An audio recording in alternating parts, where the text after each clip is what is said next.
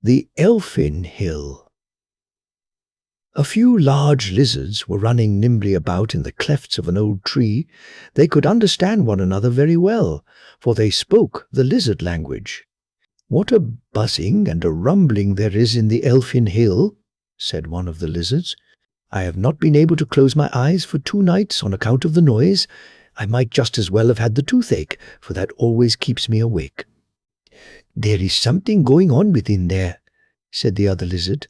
"They propped up the top of the hill with 4 red posts to cock-crow this morning, so that it is thoroughly aired, and the elfin girls have learnt new dances. There is something." "I spoke about it to an earthworm of my acquaintance," said a third lizard. The earthworm had just come from the Elfin Hill, where he has been groping about in the earth day and night. He has heard a great deal, although he cannot see. Poor miserable creature, yet he understands very well how to wriggle and lurk about. They expect friends in the Elfin Hill, grand company too, but who they are, the earthworm would not say. Or perhaps he really did not know. All the will-o'-the-wisps are ordered to be there to hold a torch dance, as it is called. The silver and gold which is plentiful in the hill will be polished and placed out in the moonlight. "Who can the strangers be?" asked the lizards. "What can the matter be? Hark, what a buzzing and humming there is!" Just at this moment the Elfin Hill opened, and an old elfin maiden, hollow behind, came tripping out. She was the old Elf King's housekeeper and a distant relative of the family. Therefore she wore an amber heart on the middle of her forehead. Her feet moved very fast. Trip, trip, good gracious, how she could trip right down to the sea to the night raven.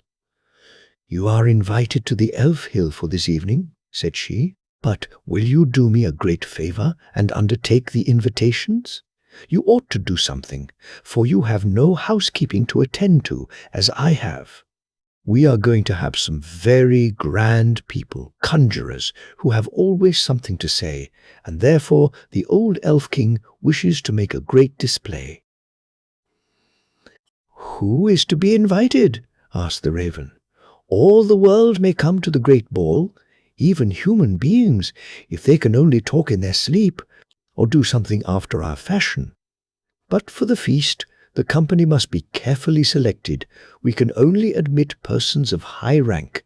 I have had a dispute myself with the Elf King, as he thought we could not admit ghosts. The merman and his daughter must be invited first, although it may not be agreeable to them to remain so long on dry land. But they shall have a whetstone to sit on, or perhaps something better, so I think they will not refuse this time. We must have all the old demons of the first class, with tails, and the hobgoblins and imps. And then I think we ought not to leave out the death horse, or the grave pig, or even the church dwarf, although they do belong to the clergy, and are not reckoned among our people, but that is merely their office. They are nearly related to us, and visit us very frequently." "Croak," said the night raven, as he flew away with the invitations. The elfin maidens were already dancing on the Elf Hill, and they danced in shawls woven from moonshine and mist, which look very pretty to those who like such things. The large hall within the Elf Hill was splendidly decorated. The floor had been washed with moonshine, and the walls had been rubbed with magic ointment so that they glowed like tulip leaves in the light. In the kitchen were frogs roasting on the spit, and dishes preparing of snail skins, with children's fingers in them, salad of mushroom seed, hemlock, noses, and marrow of mice, beer from the marsh woman's brewery, and sparkling saltpetre wine from the grave cellars. These were all substantial food. Rusty nails and church window glass formed the dessert. The old Elf King had his gold crown polished up with powdered slate pencil. It was like that used by the first form, and very difficult for an Elf King to obtain. In the bedrooms, curtains were hung up and fastened with the slime of snails. There was, indeed, a buzzing and humming everywhere. Now we must fumigate the place with burnt horsehair and pig's bristles, and then I think I shall have done my part," said the elf-man-servant. "Father dear," said the youngest daughter, "may I now hear who our high-born visitors are?" "Well, I suppose I must tell you now," he replied. "Two of my daughters must prepare themselves to be married, for the marriages certainly will take place. The old goblin from Norway, who lives in the ancient Dovre mountains, and who possesses many castles built of rock and freestone, besides a gold mine, which is better than all, so it is thought, is coming with his 2 sons, who are both seeking a wife. The old goblin is a true-hearted, honest, old Norwegian greybeard, cheerful and straightforward. I knew him formerly, when we used to drink together to our good fellowship. He came here once to fetch his wife. She is dead now. She was the daughter of the king of the Chalk Hills at Moen. They say he took his wife from Chalk. I shall be delighted to see him again. It is said that the boys are ill-bred, forward lads, but perhaps that is not quite correct, and they will become better as they grow older. Let me see that you know how to teach them good manners." "And when are they coming?" asked the daughter. "That depends upon wind and weather," said the Elf King. "They travel economically. They will come when there is the chance of a ship. I wanted them to come over to Sweden, but the old man was not inclined to take my advice. He does not go forward with the times, and that I do not like. 2 will-o'-the-wisps came jumping in, one quicker than the other, so of course one arrived first. "They are coming! They are coming!" he cried. "Give me my crown," said the Elf King, "and let me stand in the moonshine." The daughters drew on their shawls and bowed down to the ground. There stood the old goblin from the Dovre mountains, with his crown of hardened ice and polished fir cones. Besides this, he wore a bearskin and great warm boots, while his sons went with their throats bare and wore no braces, for they were strong men. "Is that a hill?" said the youngest of the boys, pointing to the Elf Hill. "We should call it a hole in Norway." "Boys," said the old man, "a hole goes in, and a hill stands out. Have you no eyes in your heads?" Another thing they wondered at was that they were able without trouble to understand the language. "Take care," said the old man, "or people will think you have not been well brought up." Then they entered the Elfin Hill, where the select and grand company were assembled, and so quickly had they appeared that they seemed to have been blown together. But for each guest the neatest and pleasantest arrangement had been made. The sea folks sat at table in great water tubs, and they said it was just like being at home. All behaved themselves properly excepting the 2 young northern goblins. They put their legs on the table and thought they were all right. "Feet off the tablecloth," said the old goblin. They obeyed, but not immediately. Then they tickled the ladies who waited at table with the fir cones which they carried in their pockets. They took off their boots, that they might be more at ease, and gave them to the ladies to hold. But their father, the old goblin, was very different. He talked pleasantly about the stately Norwegian rocks, and told fine tales of the waterfalls which dashed over them with a clattering noise like thunder or the sound of an organ, spreading their white foam on every side.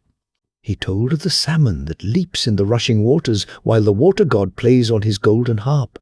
He spoke of the bright winter nights when the sledge bells are ringing, and the boys run with burning torches across the smooth ice, which is so transparent that they can see the fishes dart forward beneath their feet.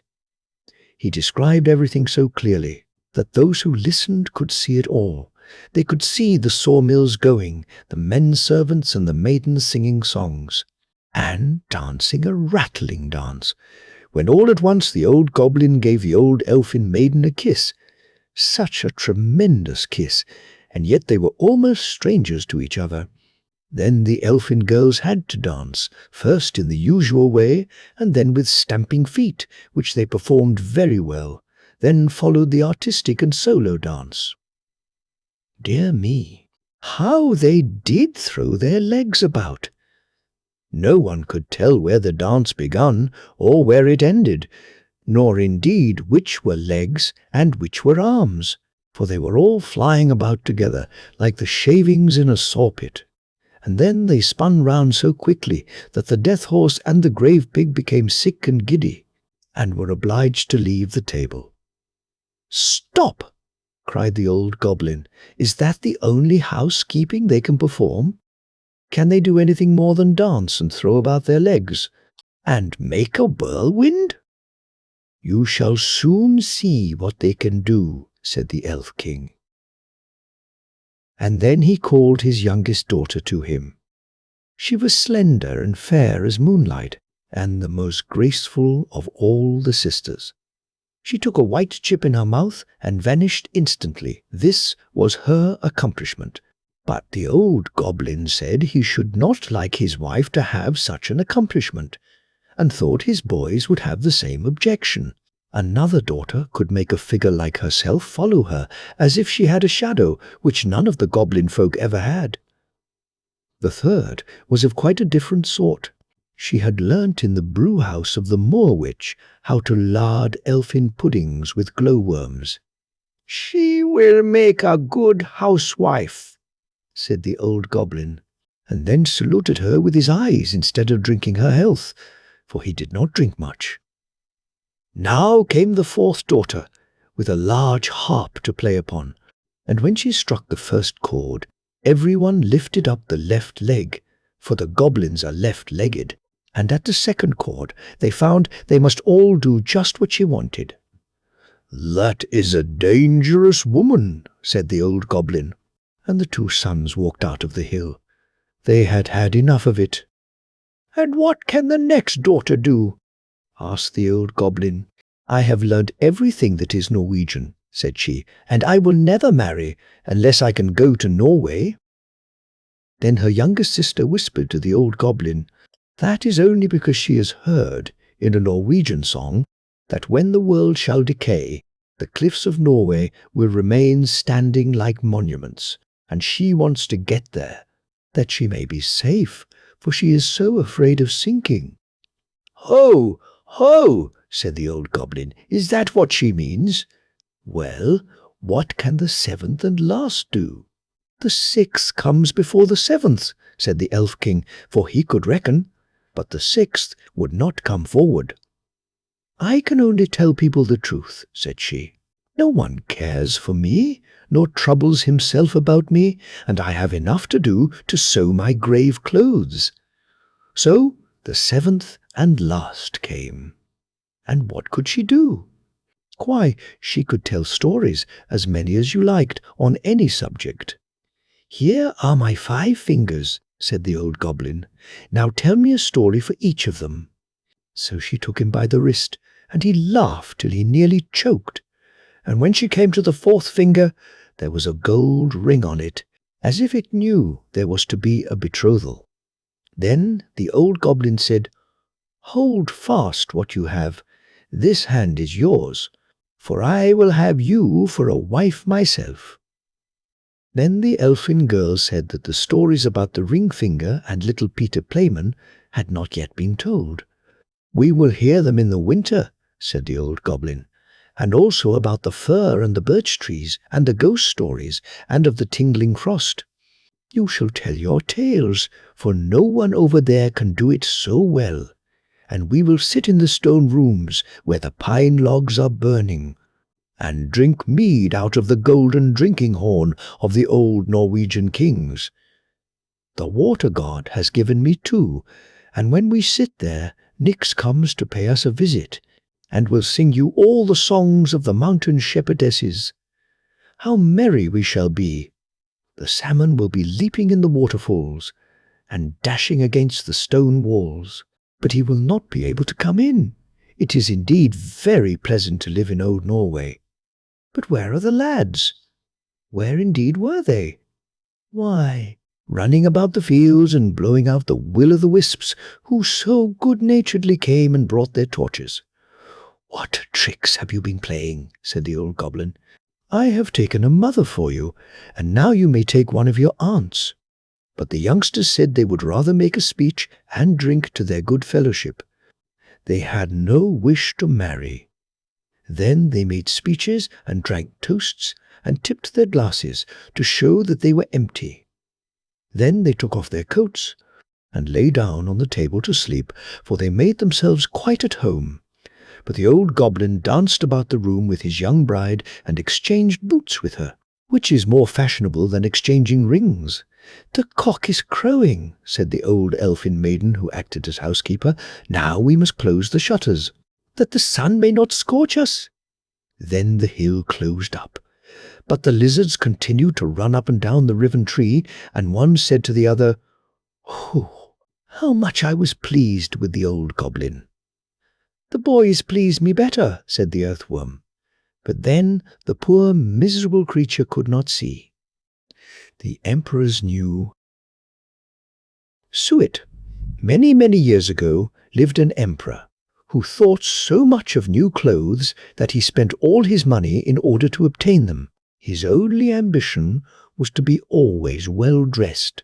He did not care for his soldiers, and the theatre did not amuse him. The only thing, in fact, he thought anything of was to drive out and show a new suit of clothes. He had a coat for every hour of the day, and, as one would say of a king, he is in his cabinet, so one could say of him, the emperor is in his dressing-room. The great city where he resided was very gay every day. Many strangers from all parts of the globe arrived. One day 2 swindlers came to this city. They made people believe that they were weavers, and declared they could manufacture the finest cloth to be imagined. Their colours and patterns, they said, were not only exceptionally beautiful, but the clothes made of their material possessed the wonderful quality of being invisible to any man who was unfit for his office or unpardonably stupid. "That must be wonderful cloth," thought the emperor. "If I were to be dressed in a suit made of this cloth, I should be able to find out which men in my empire were unfit for their places, and I could distinguish the clever from the stupid. I must have this cloth woven for me without delay." And he gave a large sum of money to the swindlers in advance, that they should set to work without any loss of time. They set up 2 looms and pretended to be very hard at work, but they did nothing whatever on the looms. They asked for the finest silk and the most precious gold cloth. All they got, they did away with, and worked at the empty looms till late at night. "I should very much like to know how they are getting on with the cloth," thought the emperor, but he felt rather uneasy when he remembered that he who was not fit for his office could not see it. Personally, he was of opinion that he had nothing to fear. Yet he thought it advisable to send somebody else first to see how matters stood. Everybody in the town knew what a remarkable quality the stuff possessed, and all were anxious to see how bad or stupid their neighbours were. "I shall send my honest old minister to the weavers," thought the emperor. "He can judge best how the stuff looks, for he is intelligent, and nobody understands his office better than he." The good old minister went into the room where the swindlers sat before the empty looms. "Heaven preserve us," he thought, and opened his eyes wide. "I cannot see anything at all." But he did not say so. Both swindlers requested him to come near, and asked him if he did not admire the exquisite pattern and the beautiful colours. Pointing to the empty looms, the poor old minister tried his very best, but he could see nothing, for there was nothing to be seen. "Oh dear," he thought, "can I be so stupid? I should never have thought so, and nobody must know it. Is it possible that I am not fit for my office? No, no. I cannot say that I was unable to see the cloth. Now, have you got nothing to say?" said one of the swindlers, while he pretended to be busily weaving. "Oh, it is very pretty, exceedingly beautiful," replied the old minister, looking through his glasses. "What a beautiful pattern! What brilliant colours! I shall tell the emperor that I like the cloth very much." "We are pleased to hear that," said the 2 weavers, and described to him the colours and explained the curious pattern. The old minister listened attentively, that he might relate to the emperor what they said, and so he did. Now the swindlers asked for more money, silk and gold cloth, which they required for weaving. They kept everything for themselves, and not a thread came near the loom, but they continued, as hitherto, to work at the empty looms. Soon afterwards, the emperor sent another honest courtier to the weavers to see how they were getting on, and if the cloth was nearly finished. Like the old minister, he looked and looked, but could see nothing, as there was nothing to be seen. "Is it not a beautiful piece of cloth?" asked the two swindlers, showing and explaining the magnificent pattern, which, however, did not exist. "I am not stupid," said the man. "It is therefore my good appointment for which I am not fit. It is very strange, but I must not let anyone know it." And he praised the cloth, which he did not see, and expressed his joy at the beautiful colours and the fine pattern. "It is very excellent," he said to the emperor. Everybody in the whole town talked about the precious cloth. At last the emperor wished to see it himself while it was still on the loom. With a number of courtiers, including the two who had already been there, he went to the two clever swindlers, who now worked as hard as they could, but without using any thread. "Is it not magnificent?" said the two old statesmen, who had been there before. "Your Majesty must admire the colours and the pattern." And then they pointed to the empty looms, for they imagined the others could see the cloth. "What is this?" thought the emperor. "I do not see anything at all. That is terrible. Am I stupid? Am I unfit to be emperor? That would indeed be the most dreadful thing that could happen to me." "Really," he said, turning to the weavers, "your cloth has our most gracious approval." And nodding contentedly, he looked at the empty loom, for he did not like to say that he saw nothing. All his attendants, who were with him, looked, and although they could not see anything more than the others, they said, like the emperor, "It is very beautiful," and all advised him to wear the new magnificent clothes at a great procession which was soon to take place. "It is magnificent, beautiful, excellent," one heard them say. Everybody seemed to be delighted, and the emperor appointed the two swindlers, imperial court weavers. The whole night, previous to the day on which the procession was to take place, the swindlers pretended to work and burned more than 16 candles.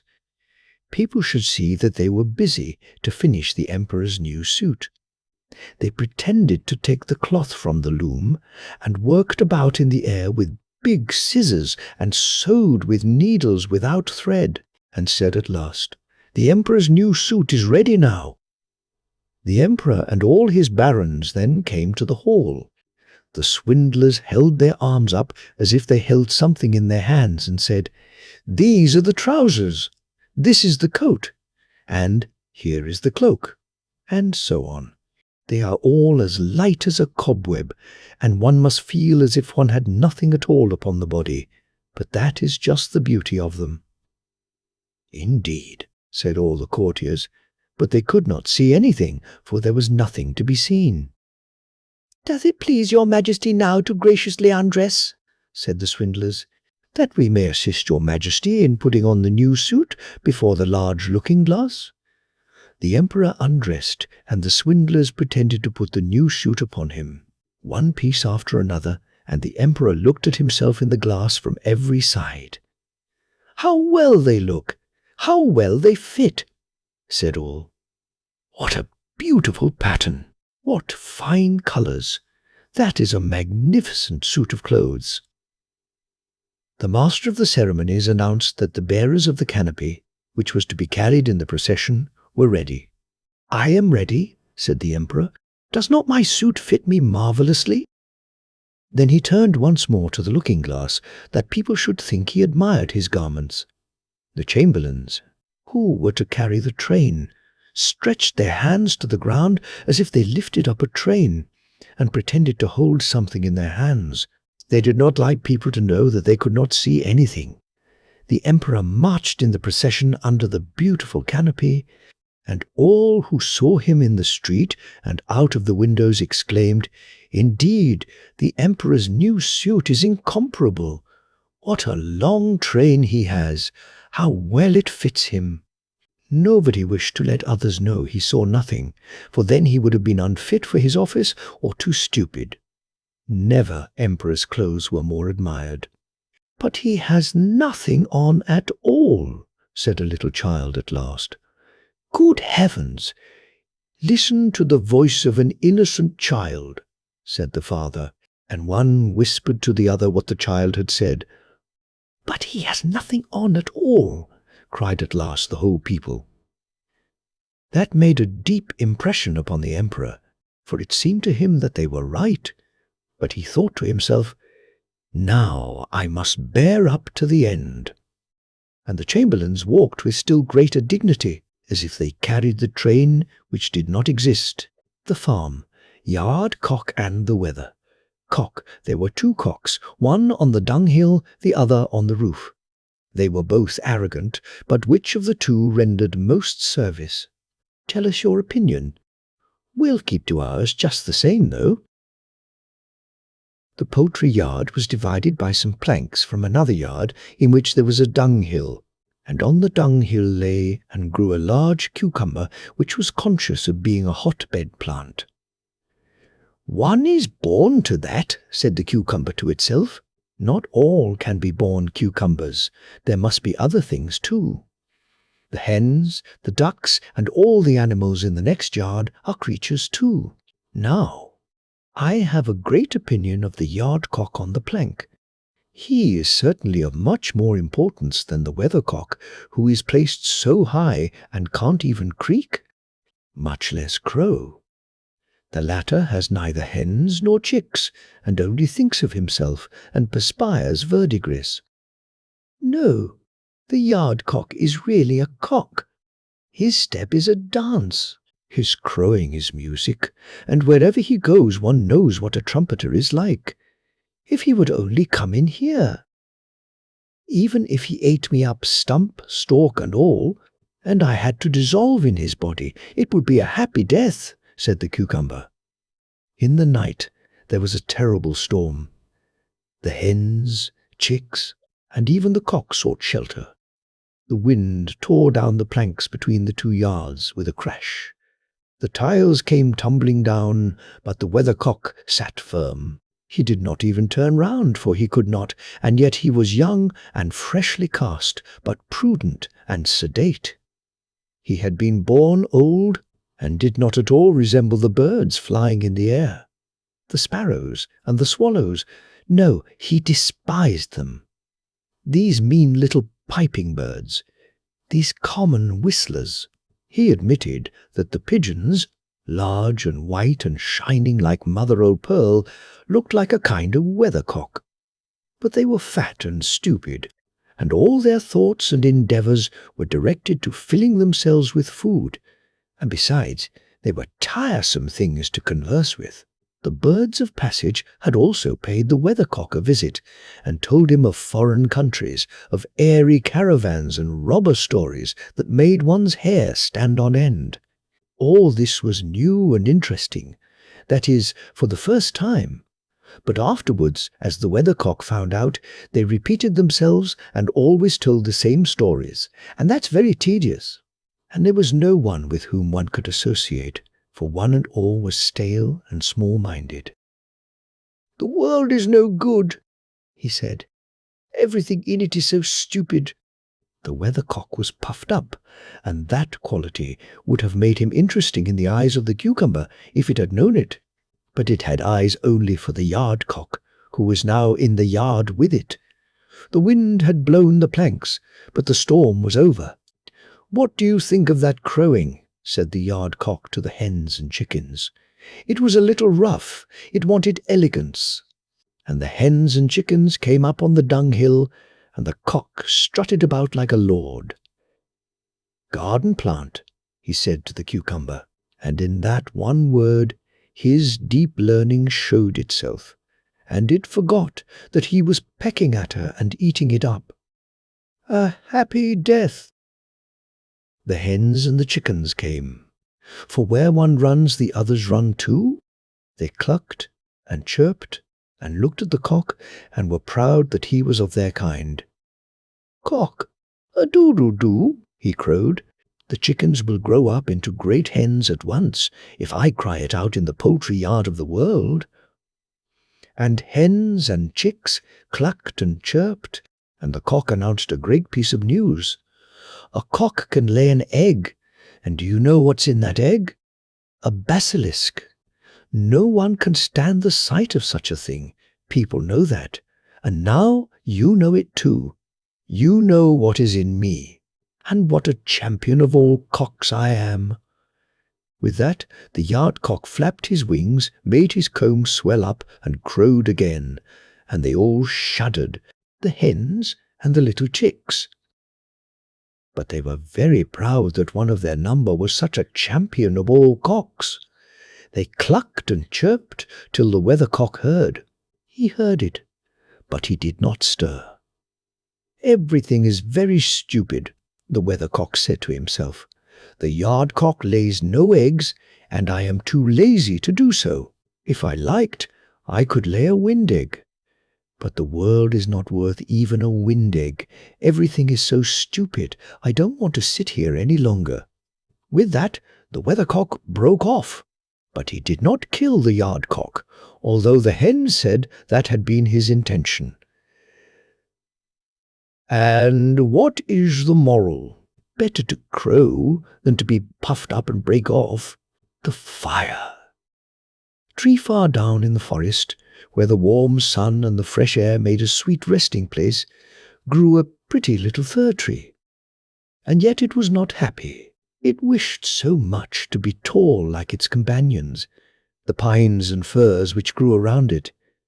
The sun shone, and the soft air fluttered its leaves, and the little peasant children passed by, prattling merrily, but the fir tree heeded them not. Sometimes the children would bring a large basket of raspberries or strawberries wreathed on a straw, and seat themselves near the fir tree and say, "Is it not a pretty little tree?" which made it feel more unhappy than before.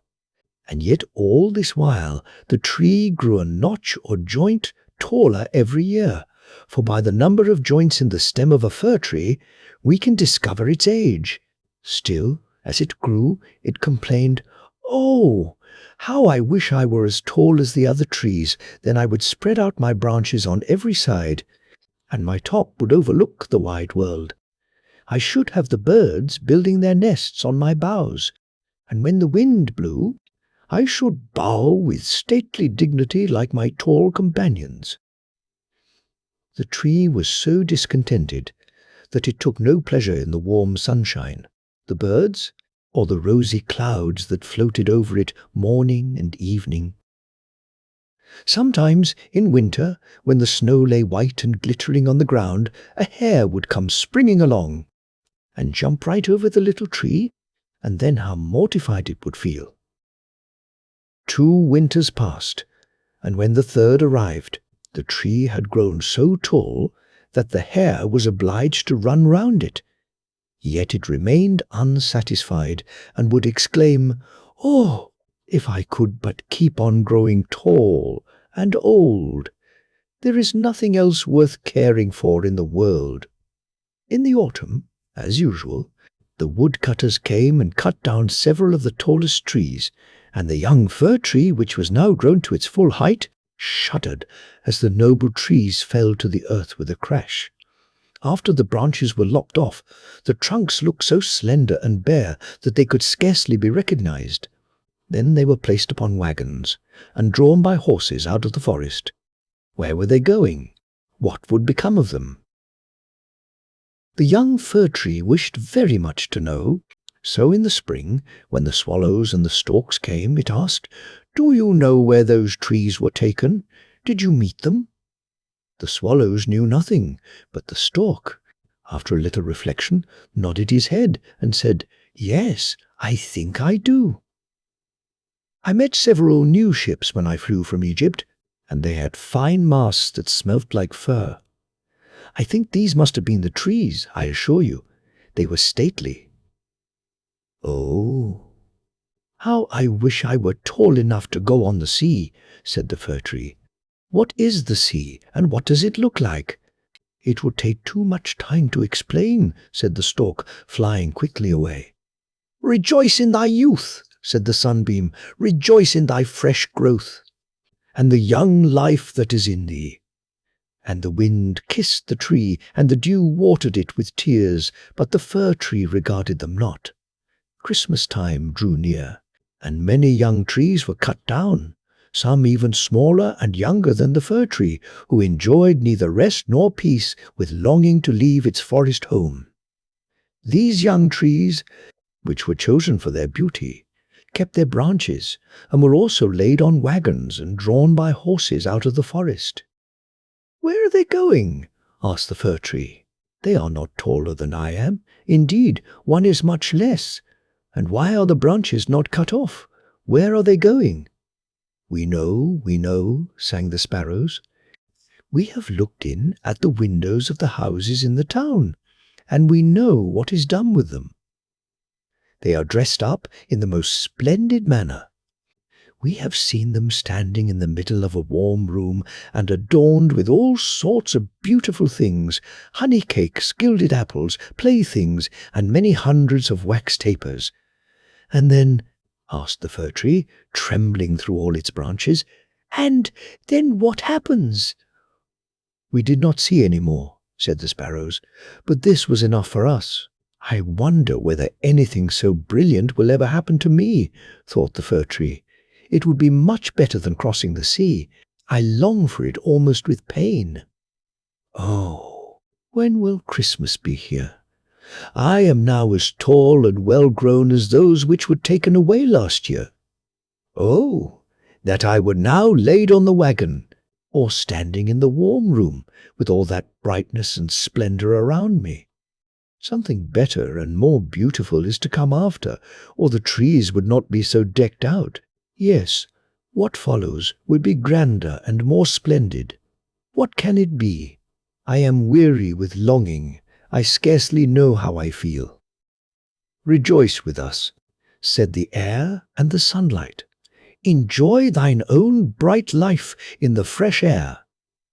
But the tree would not rejoice, though it grew taller every day, and, winter and summer, its dark green foliage might be seen in the forest, while passers-by would say, "What a beautiful tree!" A short time before Christmas, the discontented fir tree was the first to fall. As the axe cut through the stem and divided the pith, the tree fell with a groan to the earth, conscious of pain and faintness, and forgetting all its anticipations of happiness, in sorrow at leaving its home in the forest. It knew that it should never again see its dear old companions, the trees, nor the little bushes and many-coloured flowers that had grown by its side, perhaps not even the birds. Neither was the journey at all pleasant. The tree first recovered itself while being unpacked in the courtyard of a house with several other trees, and it heard a man say, "We only want one, and this is the prettiest." Then came two servants in grand livery and carried the fir tree into a large and beautiful apartment. On the walls hung pictures, and near the great stove stood great china vases with lions on the lids.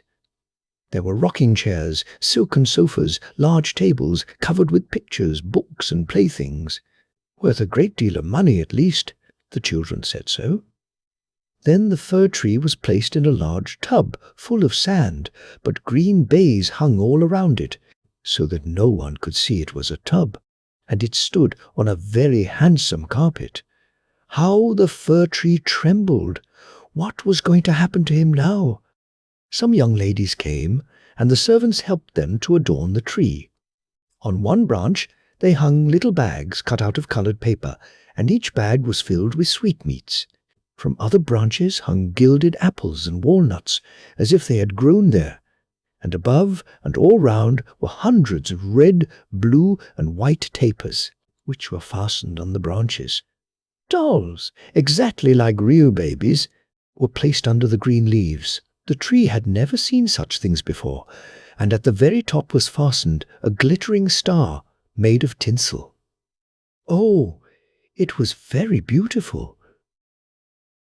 This evening, they all exclaimed, how bright it will be. Oh, that the evening were come, thought the tree, and the tapers lighted. Then I shall know what else is going to happen. Will the trees of the forest come to see me? I wonder if the sparrows will peep in at the windows as they fly. Shall I grow faster here, and keep on all these ornaments, summer and winter? But guessing was of very little use. It made his bark ache, and this pain is as bad for a slender fir tree as headache is for us. At last the tapers were lighted, and then what a glistening blaze of light the tree presented! It trembled so with joy in all its branches that one of the candles fell among the green leaves and burnt some of them. "Help! Help!" exclaimed the young ladies, but there was no danger, for they quickly extinguished the fire. After this, the tree tried not to tremble at all. Though the fire frightened him, he was so anxious not to hurt any of the beautiful ornaments, even while their brilliancy dazzled him. And now the folding doors were thrown open, and a troop of children rushed in as if they intended to upset the tree. They were followed more silently by their elders. For a moment, the little ones stood silent with astonishment, and then they shouted for joy, till the room rang, and they danced merrily round the tree, while one present after another was taken from it. "What are they doing? What will happen next?" thought the fir. At last the candles burnt down to the branches and were put out. Then the children received permission to plunder the tree. Oh, how they rushed upon it, till the branches cracked, and had it not been fastened with the glistening star to the ceiling, it must have been thrown down. The children then danced about with their pretty toys, and no one noticed the tree, except the children's maid, who came and peeped among the branches to see if an apple or a fig had been forgotten. "A story! A story!" cried the children, pulling a little fat man towards the tree. "Now we shall be in the green shade," said the man, as he seated himself under it, "and the tree will have the pleasure of hearing also. But I shall only relate one story. What shall it be? Ivede, or Humpty Dumpty, who fell downstairs, but soon got up again, and at last married a princess. Ivede! Avede, cried some. Humpty Dumpty, cried others, and there was a fine shouting and crying out. But the fir tree remained quite still, and thought to himself, "Shall I have anything to do with all this?" But he had already amused them as much as they wished. Then the old man told them the story of Humpty Dumpty, how he fell downstairs, and was raised up again, and married a princess. And the children clapped their hands and cried, tell another, for they wanted to hear the story of Ivede. But they only had Humpty Dumpty. After this, the fir tree became quite silent and thoughtful. Never had the birds in the forest told such tales as Humpty Dumpty, who fell downstairs and yet married a princess. Ah, yes, so it happens in the world, thought the fir tree. He believed it all, because it was related by such a nice man. Ah, well, he thought, who knows? Perhaps I may fall down too and marry a princess, and he looked forward joyfully to the next evening, expecting to be again decked out with lights and playthings, gold and fruit. Tomorrow I will not tremble, thought he. I will enjoy all my splendor, and I shall hear the story of Humpty Dumpty again, and perhaps Ivede. And the tree remained quiet and thoughtful all night. In the morning the servants and the housemaid came in. Now, thought the fir, all my splendor is going to begin again. But they dragged him out of the room and upstairs to the garret and threw him on the floor in a dark corner where no daylight shone. And there they left him. What does this mean? Thought the tree. What am I to do here? I can hear nothing in a place like this. And he had time enough to think, for days and nights passed and no one came near him. And when at last somebody did come, it was only to put away large boxes in a corner. so the tree was completely hidden from sight, as if it had never existed. "It is winter now," thought the tree. "The ground is hard and covered with snow, so that people cannot plant me. I shall be sheltered here, I dare say, until spring comes. How thoughtful and kind everybody is to me. Still, I wish this place were not so dark as well as lonely, with not even a little hare to look at." How pleasant it was out in the forest, while the snow lay on the ground, when the hare would run by, yes, and jump over me too, although I did not like it then. "Oh, it is terrible lonely here." "Squeak, squeak," said a little mouse, creeping cautiously towards the tree. Then came another, and they both sniffed at the fir tree and crept between the branches. "Oh, it is very cold," said the little mouse, "or else we should be so comfortable here, shouldn't we? You old fir tree." "I am not old," said the fir tree. "There are many who are older than I am." "Where do you come from, and what do you know?" asked the mice, who were full of curiosity. "Have you seen the most beautiful places in the world, and can you tell us all about them? And have you been in the storeroom, where cheeses lie on the shelf and hams hang from the ceiling? One can run about on tallow candles there, and go in thin and come out fat." "I know nothing of that place," said the fir tree, "but I know the wood where the sun shines and the birds sing." And then the tree told the little mice all about its youth. They had never heard such an account in their lives, and after they had listened to it attentively, they said, "What a number of things you have seen! You must have been very happy." "Happy!" exclaimed the fir tree. And then, as he reflected upon what he had been telling them, he said, "Ah, yes, after all those were happy days." But when he went on and related all about Christmas Eve, and how he had been dressed up with cakes and lights, the mice said, "How happy you must have been, you old fir tree." "I am not old at all," replied the tree. "I only came from the forest this winter. I am now checked in my growth." "What splendid stories you can relate," said the little mice. And the next night 4 other mice came with them to hear what the tree had to tell. The more he talked, the more he remembered, and then he thought to himself, "Those were happy days, but they may come again. Humpty Dumpty fell downstairs, and yet he married the princess. Perhaps I may marry a princess too." And the fir tree thought of the pretty little birch tree that grew in the forest, which was to him a real beautiful princess. "Who is Humpty Dumpty?" asked the little mice. And then the tree related the whole story. He could remember every single word, and the little mice were so delighted with it that they were ready to jump to the top of the tree. The next night a great many more mice made their appearance, and on Sunday 2 rats came with them. But they said it was not a pretty story at all, and the little mice were very sorry, for it made them also think less of it. "Do you know only one story?" asked the rats. "Only one," replied the fir tree.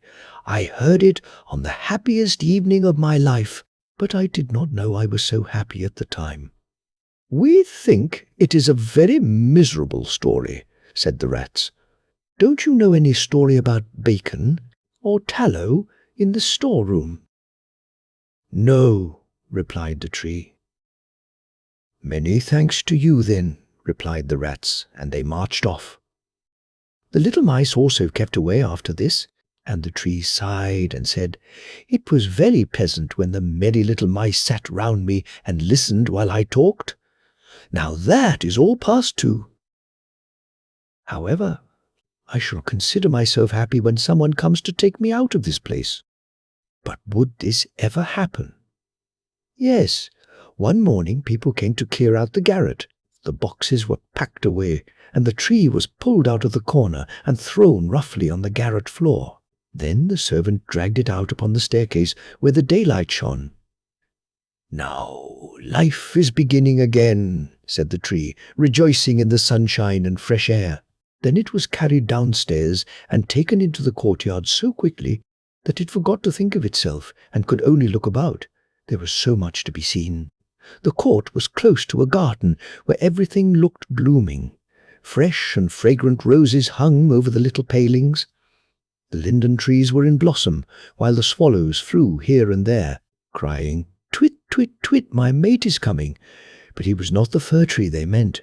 "Now I shall live," cried the tree, joyfully spreading out its branches. But alas, they were all withered and yellow, and it lay in a corner amongst weeds and nettles. The star of gold paper still stuck in the top of the tree and glittered in the sunshine. In the same courtyard, 2 of the merry children were playing who had danced round the tree at Christmas and had been so happy. The youngest saw the gilded star and ran and pulled it off the tree. "Look what is sticking to the ugly old fir tree," said the child, treading on the branches till they crackled under his boots. And the tree saw all the fresh bright flowers in the garden, and then looked at itself, and wished it had remained in the dark corner of the garret.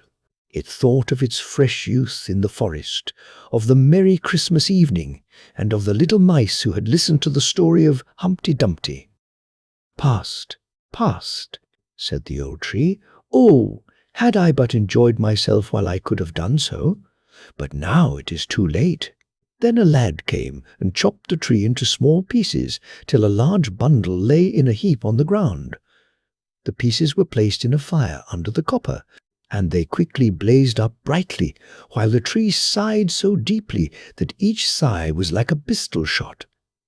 Then the children, who were at play, came and seated themselves in front of the fire and looked at it and cried, "Pop, pop," but at each pop, which was a deep sigh, the tree was thinking of a summer day in the forest, and of Christmas evening, and of Humpty Dumpty, the only story it had ever heard or knew how to relate, till at last it was consumed.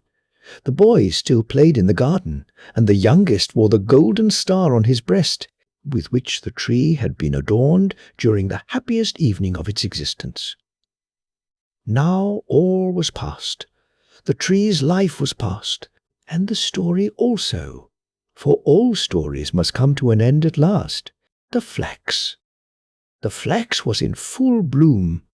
It had pretty little blue flowers as delicate as the wings of a moth, or even more so. The sun shone, and the showers watered it, and this was just as good for the flax as it is for little children to be washed and then kissed by their mother. They look much prettier for it, and so did the flax. "People say that I look exceedingly well," said the flax, "and that I am so fine and long that I shall make a beautiful piece of linen. How fortunate I am! It makes me so happy. It is such a pleasant thing to know that something can be made of me. How the sunshine cheers me, and how sweet and refreshing is the rain. My happiness overpowers me. No one in the world can feel happier than I am." "Ah, yes, no doubt," said the fern, "but you do not know the world yet as well as I do, for my sticks are knotty." And then it sung quite mournfully, "Snip, snap, snur, bacillur, the song is ended."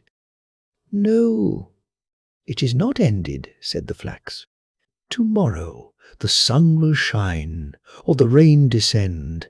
I feel that I am growing. I feel that I am in full blossom. I am the happiest of all creatures." Well, one day some people came who took hold of the flax and pulled it up by the roots. This was painful. Then it was laid in water as if they intended to drown it, and after that placed near a fire as if it were to be roasted.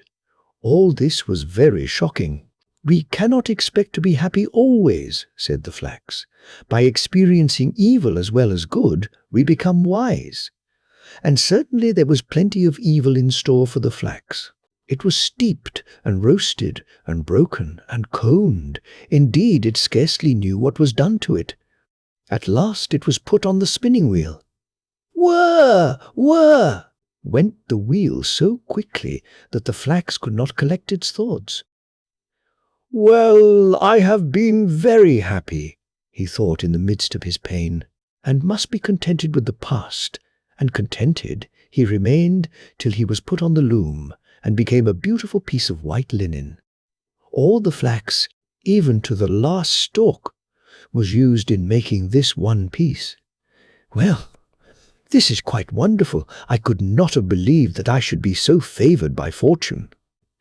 The fern was not wrong with its song of snip, snap, snurr, basse lure. But the song is not ended yet, I am sure. It is only just beginning. How wonderful it is that after all I have suffered, I am made something of at last.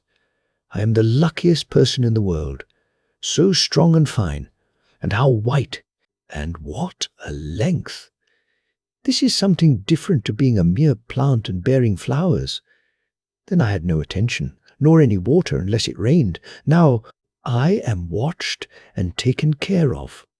Every morning the maid turns me over, and I have a shower bath from the watering pot every evening. Yes, and the clergyman's wife noticed me, and said I was the best piece of linen in the whole parish. I cannot be happier than I am now. After some time, the linen was taken into the house, placed under the scissors, and cut and torn into pieces, and then pricked with needles. This certainly was not pleasant, but at last it was made into 12 garments of that kind which people do not like to name, and yet everybody should wear one. "See, now then," said the flax, "I have become something of importance.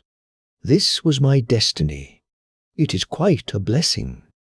Now I shall be of some use in the world, as everyone ought to be. It is the only way to be happy. I am now divided into 12 pieces, and yet we are all one and the same in the whole dozen. It is most extraordinary good fortune." Years passed away, and at last the linen was so worn it could scarcely hold together. "It must end very soon," said the pieces to each other. "We would gladly have held together a little longer, but it is useless to expect impossibilities." And at length they fell into rags and tatters, and thought it was all over with them, for they were torn to shreds and steeped in water and made into a pulp and dried, and they knew not what besides, till all at once they found themselves beautiful white paper. "Well now, this is a surprise, a glorious surprise too," said the paper. "I am now finer than ever, and I shall be written upon, and who can tell what fine things I may have written upon me? This is wonderful luck, and sure enough, the most beautiful stories and poetry were written upon it, and only once was there a blot, which was very fortunate.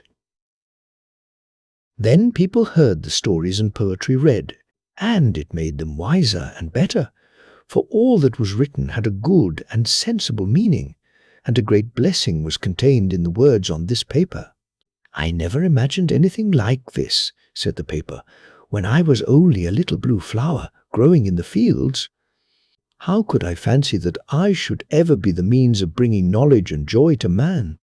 I cannot understand it myself. And yet it is really so. Heaven knows that I have done nothing myself, but what I was obliged to do with my weak powers for my own preservation, and yet I have been promoted from one joy and honour to another. Each time I think that the song is ended, and then something higher and better begins for me. I suppose now I shall be sent on my travels about the world, so that people may read me. It cannot be otherwise. Indeed, it is more than probable, for I have more splendid thoughts written upon me than I had pretty flowers in olden times. I am happier than ever." But the paper did not go on its travels.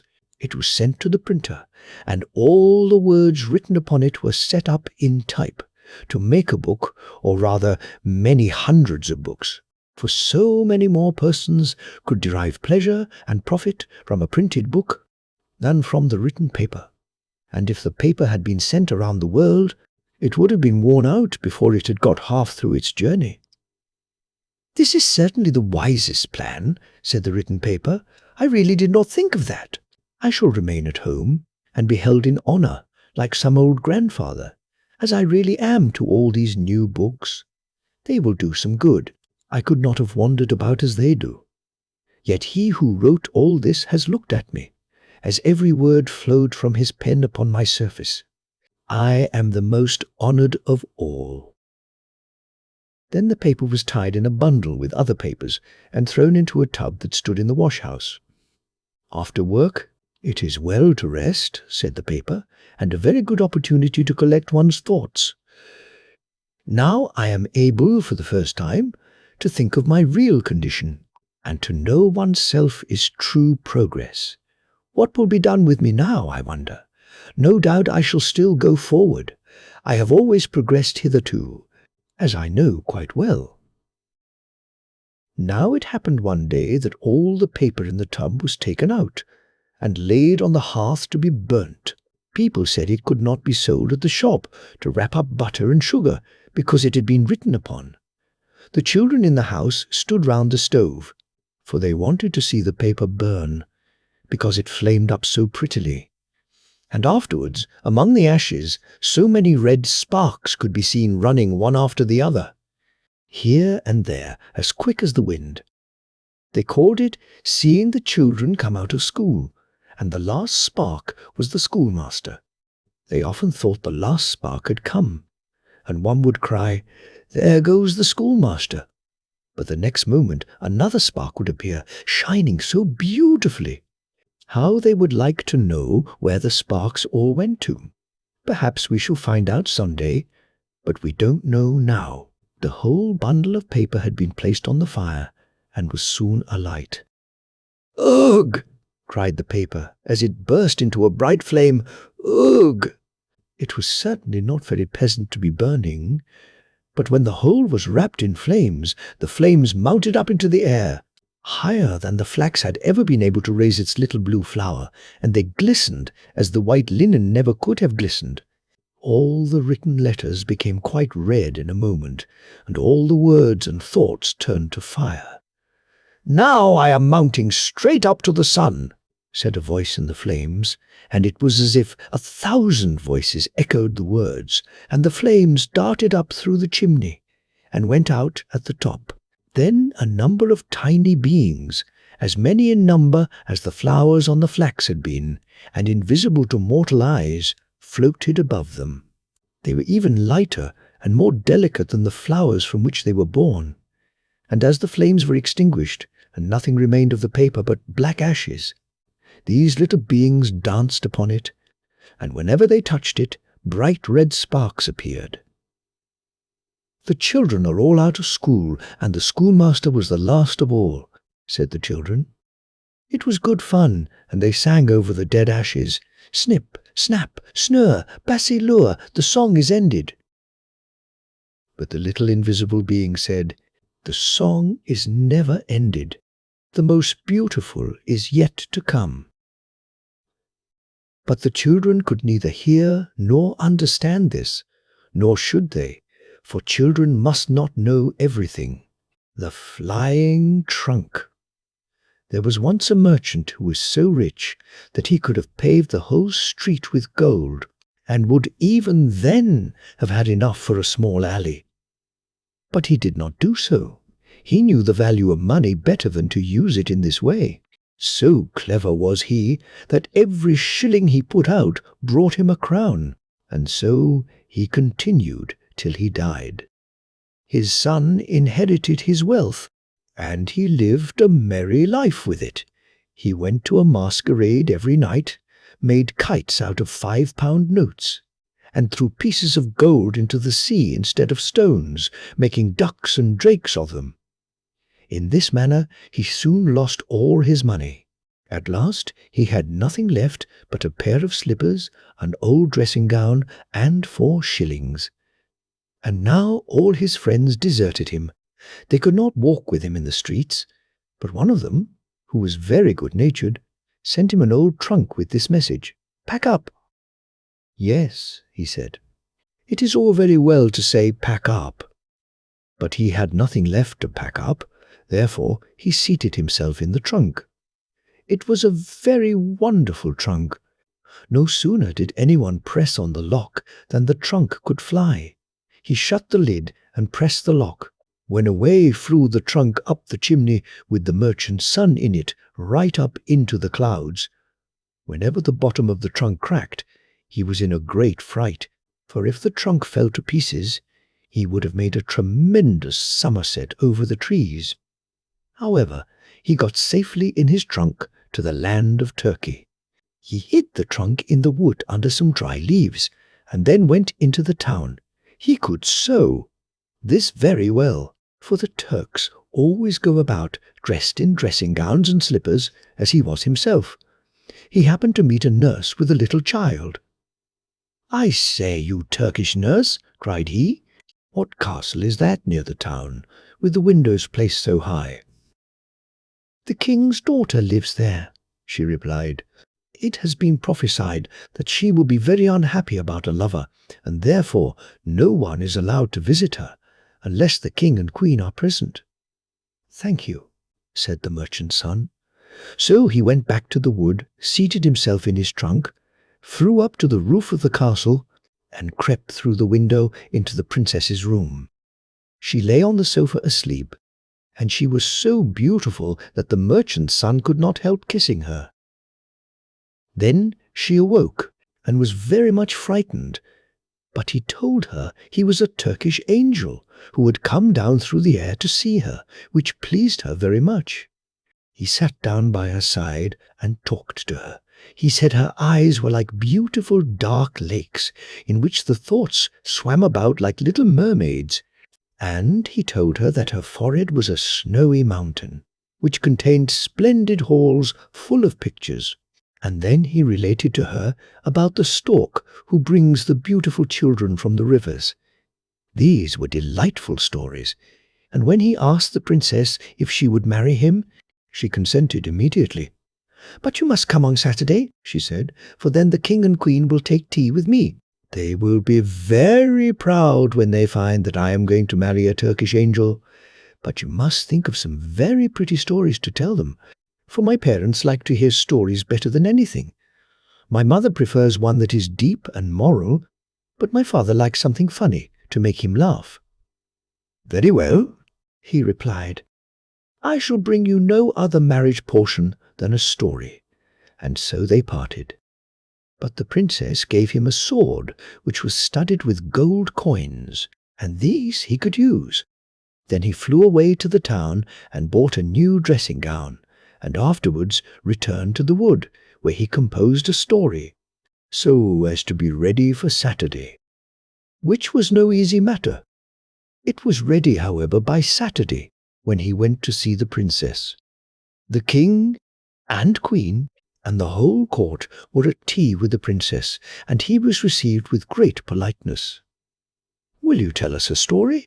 said the queen, "one that is instructive and full of deep learning." "Yes, but with something in it to laugh at," said the king. "Certainly," he replied, and commenced at once, asking them to listen attentively. There was once a bundle of matches that were exceedingly proud of their high descent. Their genealogical tree, that is, a large pine tree from which they had been cut, was at one time a large old tree in the wood.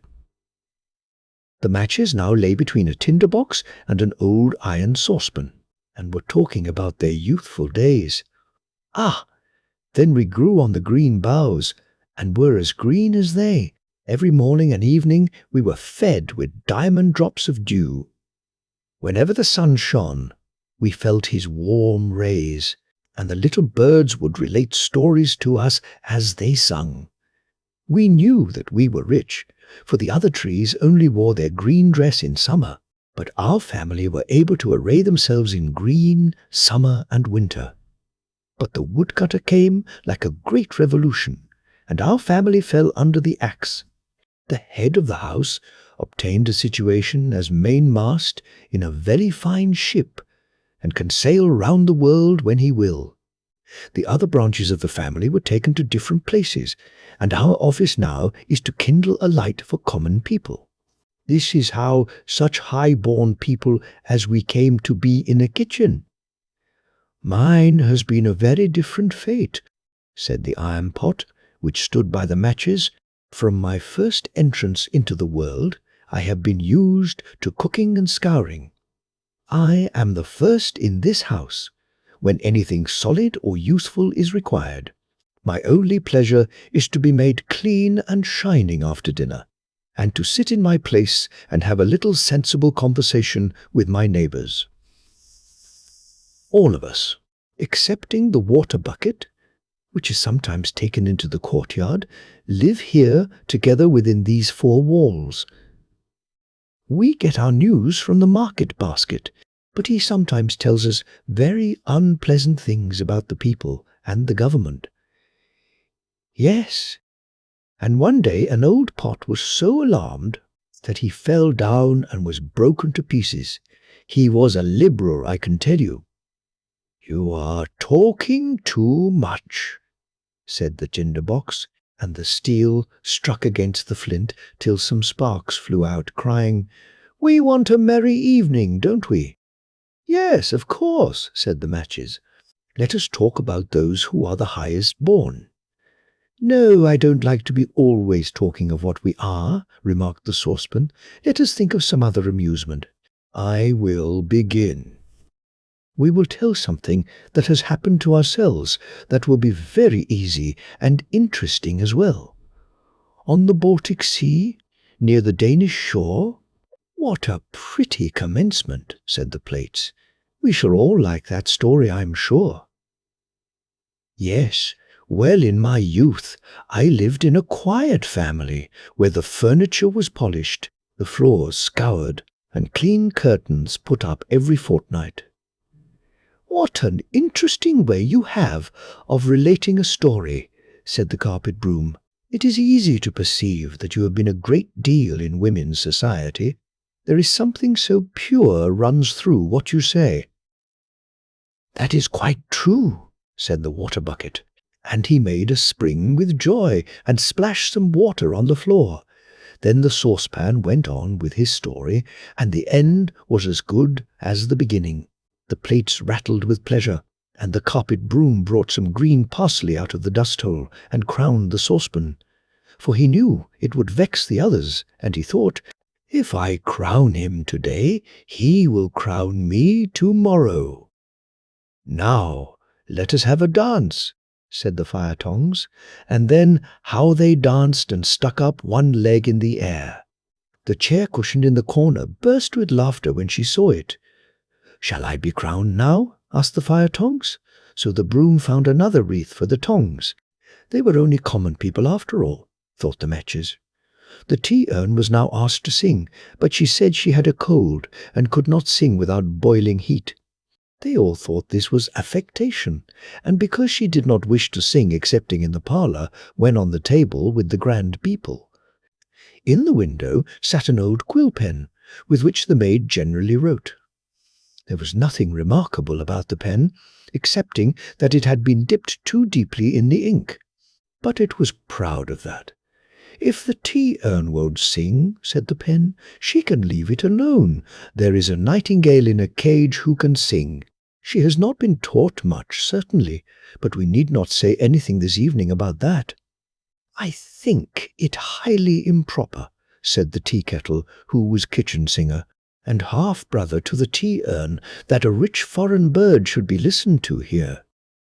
Is it patriotic? Let the market basket decide what is right." "I certainly am vexed," said the basket, "inwardly vexed, more than anyone can imagine. Are we spending the evening properly?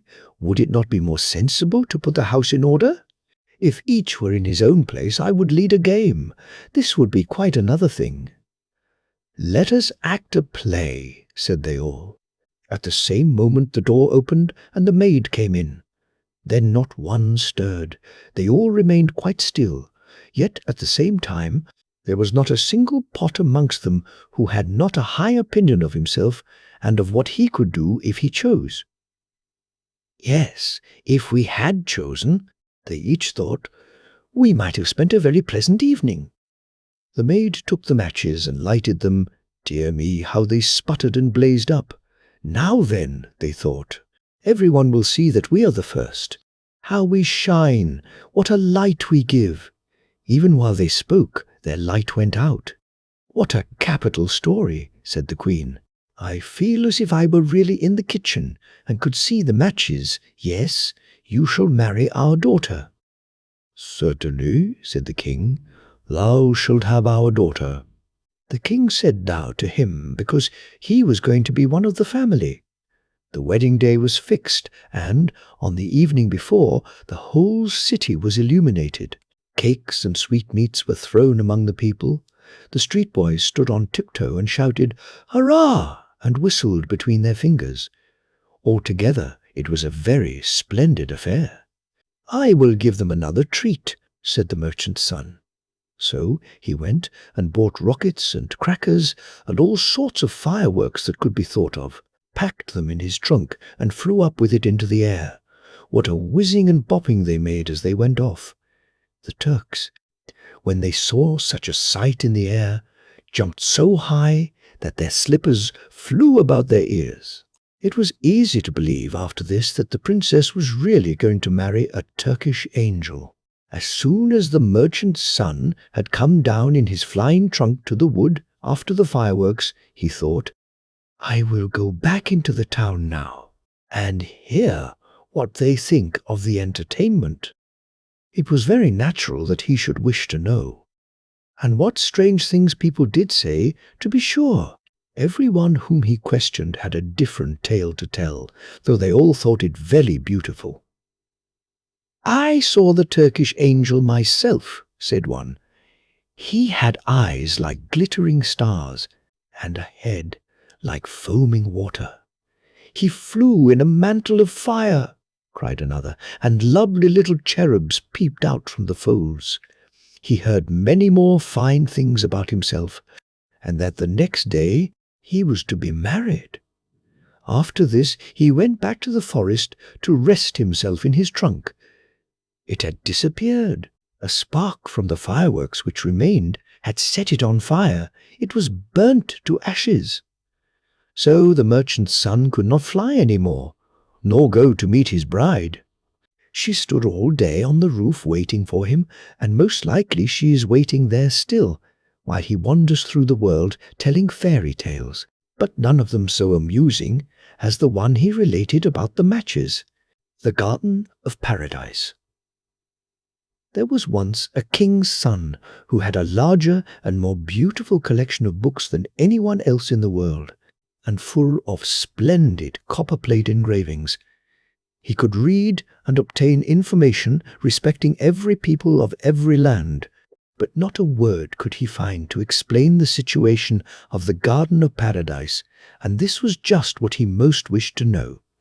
His grandmother had told him when he was quite a little boy, just old enough to go to school, that each flower in the Garden of Paradise was a sweet cake, that the pistils were full of rich wine, that on one flower history was written, on another geography or tables. So those who wished to learn their lessons had only to eat some of the cakes, and the more they ate, the more history, geography, or tables they knew. He believed it all then, but as he grew older and learnt more and more, he became wise enough to understand that the splendor of the Garden of Paradise must be very different to all this. Oh, why did Eve pluck the fruit from the tree of knowledge? Why did Adam eat the forbidden fruit? Thought the king's son. If I had been there, it would never have happened, and there would have been no sin in the world. The Garden of Paradise occupied all his thoughts till he reached his 17th year. One day he was walking alone in the wood, which was his greatest pleasure, when evening came on. The clouds gathered, and the rain poured down as if the sky had been a waterspout, and it was as dark as the bottom of a well at midnight. Sometimes he slipped over the smooth grass, or fell over stones that projected out of the rocky ground. Everything was dripping with moisture, and the poor prince had not a dry thread about him. He was obliged at last to climb over great blocks of stone with water spurting from the thick moss. He began to feel quite faint when he heard a most singular rushing noise and saw before him a large cave from which came a blaze of light. In the middle of the cave an immense fire was burning, and a noble stag, with its branching horns, was placed on a spit between the trunks of 2 pine trees. It was turning slowly before the fire, and an elderly woman, as large and strong as if she had been a man in disguise, sat by, throwing one piece of wood after another into the flames. "Come in," she said to the prince. "Sit down by the fire and dry yourself." "There is a great draught here," said the prince, as he seated himself on the ground. "It will be worse when my sons come home," replied the woman. "You are now in the cavern of the winds, and my sons are the 4 winds of heaven. Can you understand that?" "Where are your sons?" asked the prince. "It is difficult to answer stupid questions," said the woman. "My sons have plenty of business on hand. They are playing at shuttlecock with the clouds up yonder in the king's hall." And she pointed upwards. "Oh, indeed," said the prince. "But you speak more roughly and harshly and are not so gentle as the women I am used to." "Yes, that is because they have nothing else to do. But I am obliged to be harsh, to keep my boys in order, and I can do it, although they are so headstrong. Do you see those 4 sacks hanging on the wall? Well, they are just as much afraid of those sacks as you used to be of the rat behind the looking-glass. I can bend the boys together and put them in the sacks without any resistance on their parts, I can tell you. There they stay, and dare not attempt to come out until I allow them to do so. And here comes one of them." It was the north wind who came in, bringing with him a cold, piercing blast. Large hailstones rattled on the floor, and snowflakes were scattered around in all directions. He wore a bearskin dress and cloak. His sealskin cap was drawn over his ears, long icicles hung from his beard, and one hailstone after another rolled from the collar of his jacket. "Don't go too near the fire," said the prince, "or your hands and face will be frostbitten." "Frostbitten," said the north wind with a loud laugh. "Why, frost is my greatest delight. What sort of a little snip are you, and how did you find your way to the cavern of the winds?" "He is my guest," said the old woman, "and if you are not satisfied with that explanation, you can go into the sack. Do you understand me?" That settled the matter. So the north wind began to relate his adventures, whence he came, and where he had been for a whole month. "I come from the polar seas," he said. "I have been on the Bear's Island with the Russian walrus hunters. I sat and slept at the helm of their ship as they sailed away from North Cape. Sometimes when I woke, the storm birds would fly about my legs. They are curious birds. They give one flap with their wings, and then on their outstretched pinions soar far away." "Don't make such a long story of it," said the mother of the winds. "What sort of a place is Bear's Island?" "A very beautiful place, with a floor for dancing as smooth and flat as a plate. Half-noted snow, partly covered with moss, sharp stones, and skeletons of walruses and polar bears lie all about, their gigantic limbs in a state of green decay. It would seem as if the sun never shone there." I blew gently to clear away the mist, and then I saw a little hut which had been built from the wood of a wreck and was covered with the skins of the walrus. The fleshy side outwards it looked green and red, and on the roof sat a growling bear.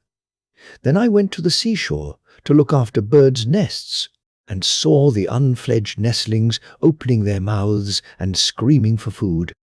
I blew into the 1,000 little throats and quickly stopped their screaming. Farther on were the walruses with pigs' heads, and teeth a yard long, rolling about like great worms. "You relate your adventures very well, my son," said the mother. "It makes my mouth water to hear you." "After that," continued the north wind, The hunting commenced. The harpoon was flung into the breast of the walrus, so that a smoking stream of blood spurted forth like a fountain and besprinkled the ice. Then I thought of my own game. I began to blow and set my own ships, the great icebergs, sailing, so that they might crush the boats. Oh, how the sailors howled and cried out! But I howled louder than they. They were obliged to unload their cargo and throw their chests and the dead walruses on the ice. Then I sprinkled snow over them and left them in their crushed boats to drift southward and to taste salt water.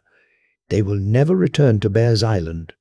"So you have done mischief," said the Mother of the Winds. "I shall leave others to tell the good I have done," he replied. "But here comes my brother from the west. I like him best of all, for he has the smell of the sea about him and brings in a cold, fresh air as he enters." "Is that the little Zephyr?" asked the prince. "Yes, it is the little Zephyr," said the old woman, "but he is not little now. In years gone by he was a beautiful boy. Now that is all past. He came in looking like a wild man, and he wore a slouched hat to protect his head from injury. In his hand he carried a club, cut from a mahogany tree in the American forests, not a trifle to carry."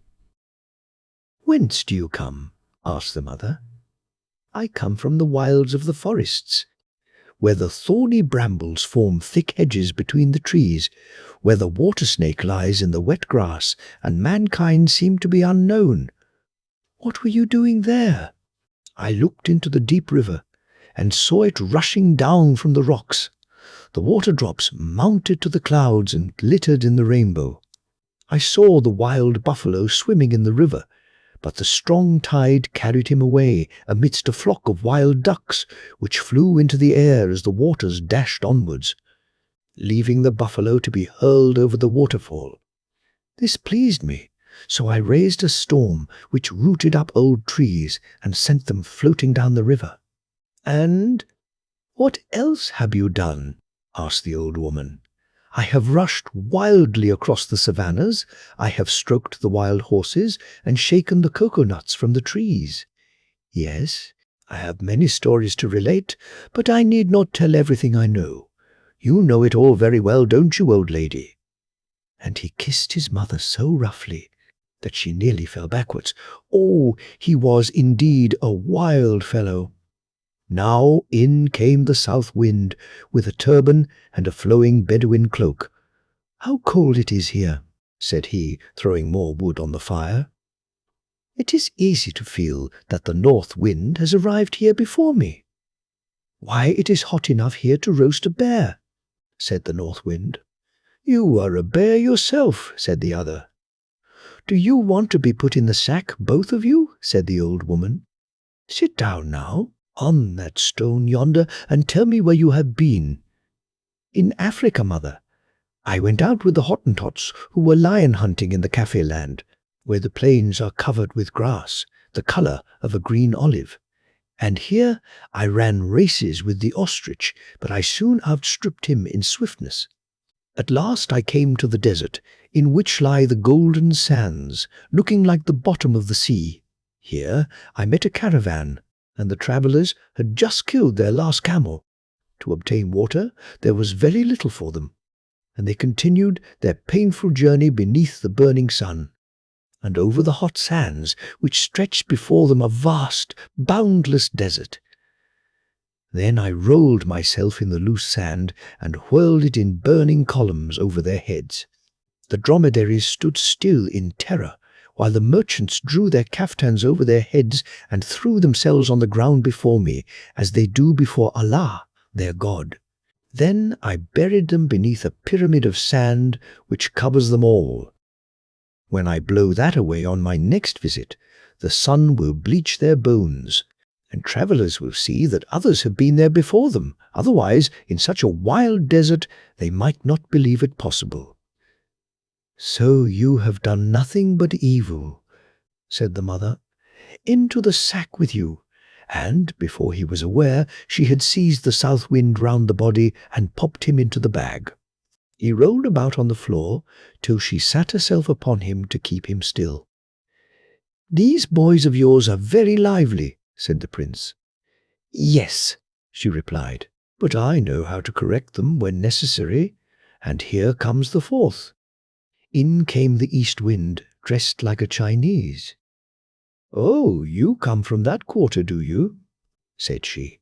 "I thought you had been to the Garden of Paradise." "I am going there tomorrow," he replied. "I have not been there for 100 years. I have just come from China, where I danced round the porcelain tower till all the bells jingled again. In the streets, an official flogging was taking place, and bamboo canes were being broken on the shoulders of men of every high position, from the 1st to the 9th grade.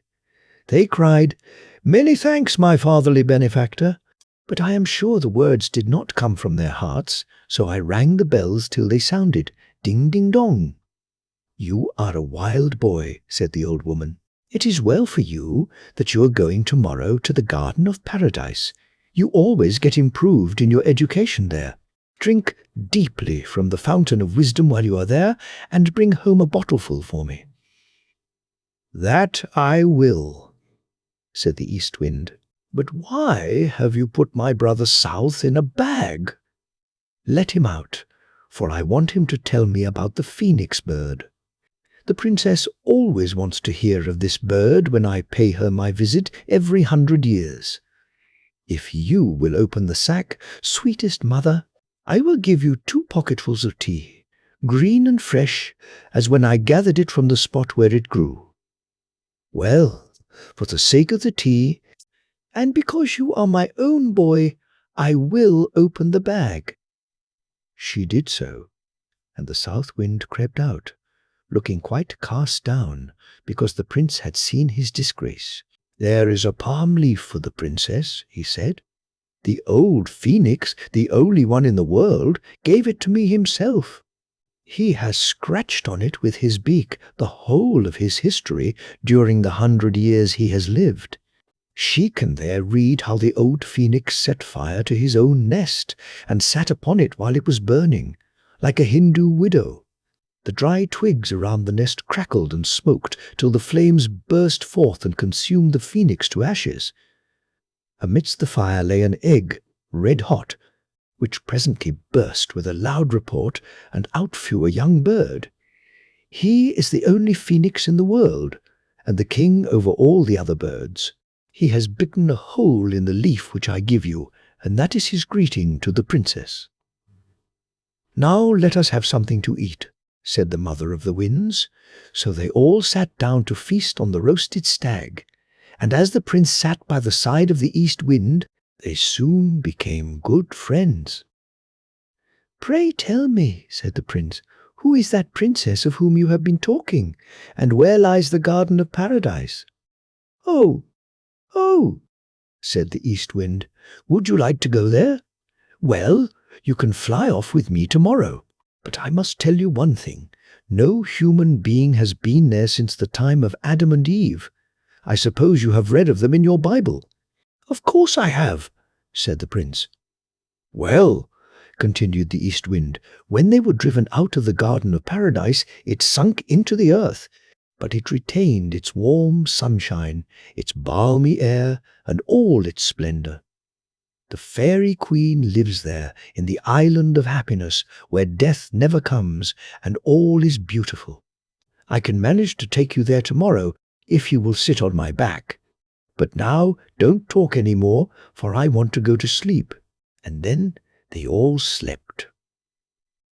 When the prince awoke in the early morning, he was not a little surprised at finding himself high up above the clouds. He was seated on the back of the east wind, who held him faithfully, and they were so high in the air that woods and fields, rivers and lakes, as they lay beneath them, looked like a painted map.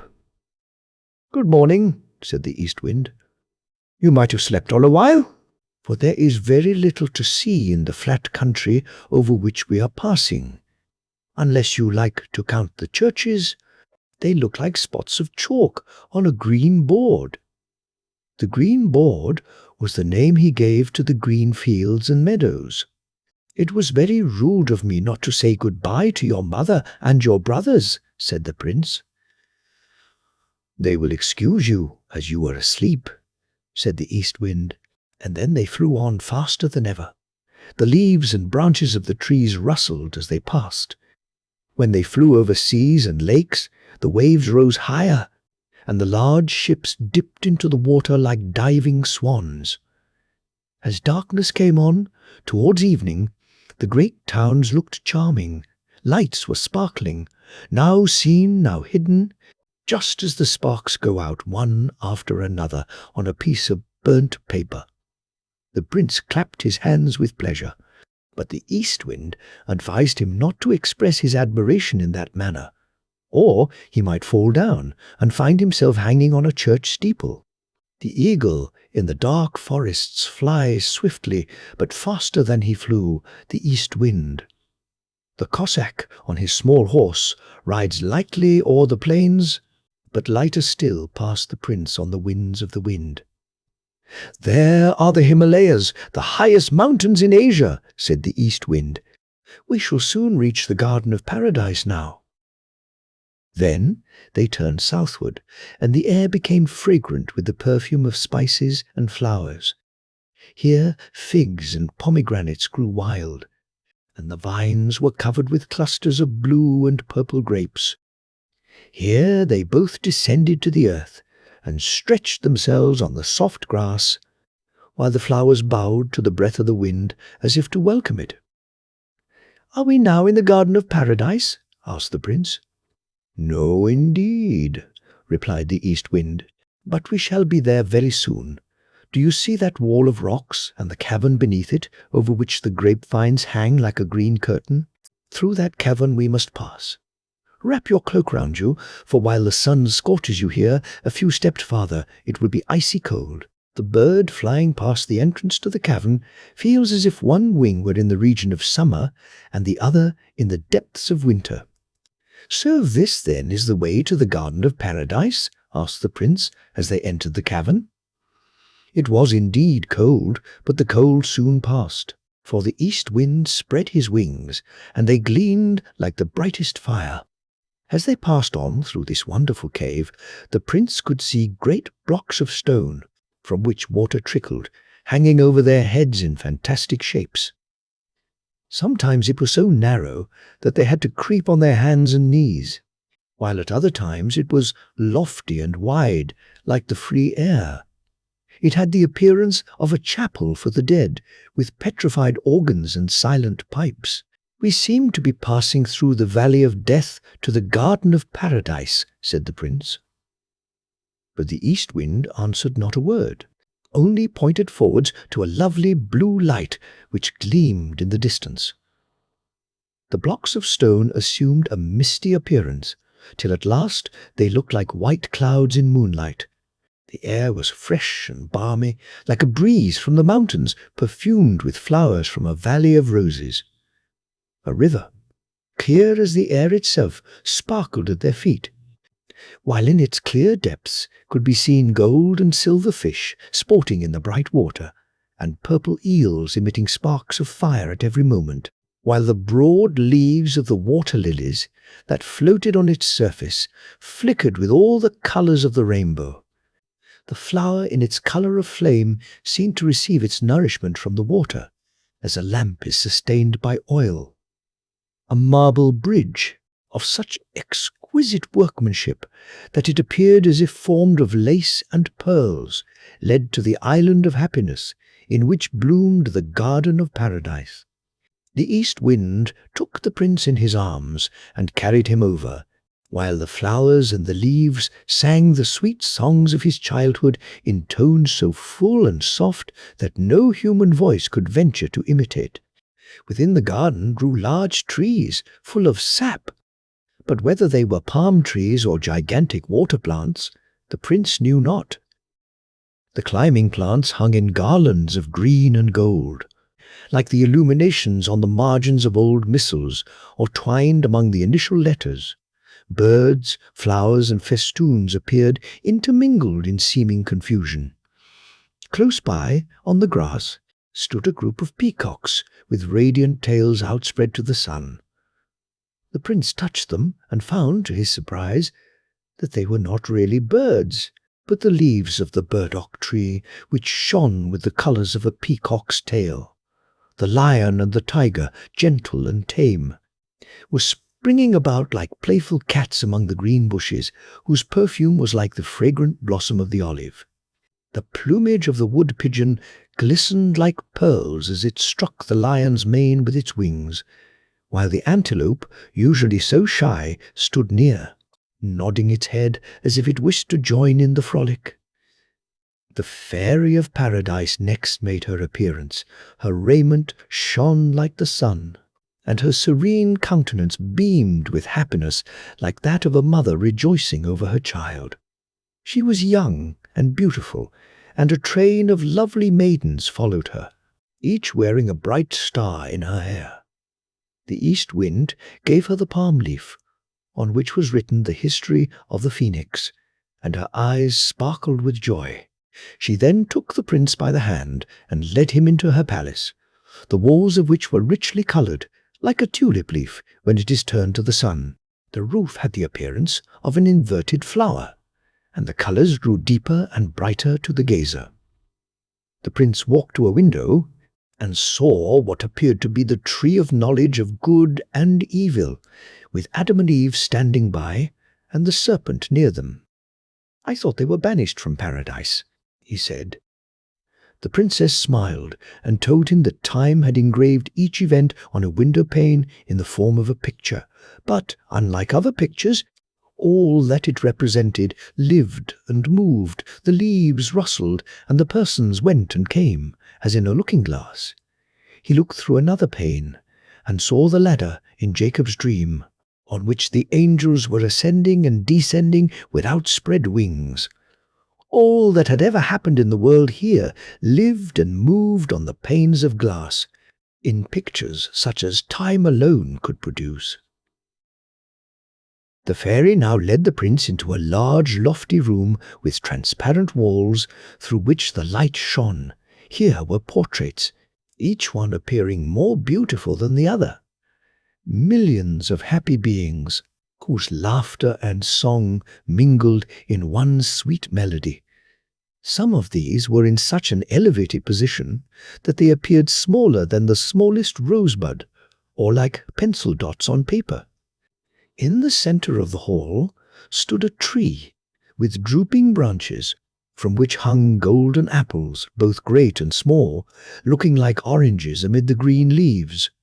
It was the tree of knowledge of good and evil, from which Adam and Eve had plucked and eaten the forbidden fruit, and from each leaf trickled a bright red dewdrop, as if the tree were weeping tears of blood for their sin.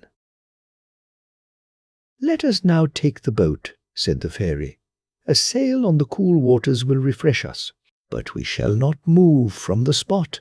Although the boat may rock on the swelling water, the countries of the world will glide before us, but we shall remain still."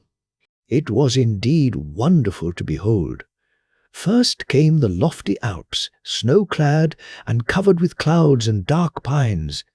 The horn resounded, and the shepherds sang merrily in the valleys. The banana trees bent their drooping branches over the boat. Black swans floated on the water, and singular animals and flowers appeared on the distant shore. New Holland, the fifth division of the world, now glided by, with mountains in the background, looking blue in the distance. They heard the song of the priests, and saw the wild dance of the savage to the sound of the drums and trumpets of bone. The pyramids of Egypt rising to the clouds, columns and sphinxes, overthrown and buried in the sand, followed in their turn, while the northern lights flashed out over the extinguished volcanoes of the north in fireworks none could imitate. The prince was delighted, and yet he saw hundreds of other wonderful things, more than can be described. "Can I stay here forever?" asked he. "That depends upon yourself," replied the fairy. "If you do not, like Adam, long for what is forbidden, you can remain here always." "I should not touch the fruit on the tree of knowledge," said the prince. "There is abundance of fruit, equally beautiful." "Examine your own heart," said the princess, "and if you do not feel sure of its strength, return with the east wind who brought you. He is about to fly back, and will not return here for 100 years. The time will not seem to you more than 100 hours, yet even that is a long time for temptation and resistance. Every evening when I leave you, I shall be obliged to say, 'Come with me,' and to beckon to you with my hand. But you must not listen, nor move from your place to follow me, for with every step you will find your power to resist weaker. If once you attempted to follow me, you would soon find yourself in the hall. Where grows the tree of knowledge? For I sleep beneath its perfumed branches. If you stooped over me, I should be forced to smile. If you then kissed my lips, the garden of paradise would sink into the earth, and to you it would be lost. A keen wind from the desert would howl around you, cold rain fall on your head, and sorrow and woe be your future lot." "I will remain," said the prince. So the east wind kissed him on the forehead and said, "Be firm. Then shall we meet again when 100 years have passed. Farewell, farewell." Then the east wind spread his broad pinions, which shone like the lightning in harvest, or as the northern lights in a cold winter. "Farewell, farewell," echoed the trees and the flowers. Storks and pelicans flew after him in feathery bands, to accompany him to the boundaries of the garden. "Now we will commence dancing," said the fairy, "and when it is nearly over at sunset, while I am dancing with you, I shall make a sign, and ask you to follow me, but do not obey. I shall be obliged to repeat the same thing for 100 years, and each time, when the trial is past, if you resist, you will gain strength, till resistance becomes easy, and at last the temptation will be quite overcome. This evening, as it will be the first time, I have warned you." After this, the fairy led him into a large hall, filled with transparent lilies. The yellow stamina of each flower formed a tiny golden harp, from which came forth strains of music like the mingled tones of flute and lyre. Beautiful maidens, slender and graceful in form, and robed in transparent gauze, floated through the dance and sang of the happy life in the garden of paradise, where death never entered, and where all would bloom forever in immortal youth. As the sun went down, the whole heavens became crimson and gold, and tinted the lilies with the hue of roses. Then the beautiful maidens offered to the prince sparkling wine, and when he had drank, he felt happiness greater than he had ever known before. Presently, the background of the hall opened, and the tree of knowledge appeared, surrounded by a halo of glory that almost blinded him. Voices, soft and lovely as his mother's, sounded in his ears, as if she were singing to him, "My child, my beloved child." Then the fairy beckoned to him, and said in sweet accents, "Come with me, come with me." Forgetting his promise, forgetting it even on the very first evening, he rushed towards her, while she continued to beckon to him and to smile. The fragrance around him overpowered his senses. The music from the harps sounded more entrancing, while around the tree appeared millions of smiling faces, nodding and singing. Man should know everything. Man is the lord of the earth. The tree of knowledge no longer wept tears of blood, for the dewdrops shone like glittering stars. "Come, come," continued that thrilling voice, and the prince followed the call. At every step his cheeks glowed, and the blood rushed wildly through his veins. "I must follow," he cried. "It is not a sin, it cannot be, to follow beauty and joy. I only want to see her sleep, and nothing will happen unless I kiss her, and that I will not do, for I have strength to resist and a determined will." The fairy threw off her dazzling attire, bent back the boughs, and in another moment was hidden among them. "I have not sinned yet," said the prince, "and I will not." And then he pushed aside the boughs to follow the princess. She was lying already asleep, beautiful as only a fairy in the garden of paradise could be. She smiled as he bent over her, and he saw tears trembling out of her beautiful eyelashes. "Do you weep for me?" he whispered. "Oh, weep not, thou loveliest of women. Now do I begin to understand the happiness of paradise. I feel it to my inmost soul, in every thought. A new life is born within me. One moment of such happiness is worth an eternity of darkness and woe." He stooped and kissed the tears from her eyes and touched her lips with his. A clap of thunder, loud and awful, resounded through the trembling air. All around him fell into ruin. The lovely fairy, the beautiful garden, sunk deeper and deeper. The prince saw it sinking down in the dark night, till it shone only like a star in the distance beneath him. Then he felt a coldness like death creeping over him. His eyes closed, and he became insensible. When he recovered, a chilling rain was beating upon him, and a sharp wind blew on his head. "Alas, what have I done?" he sighed.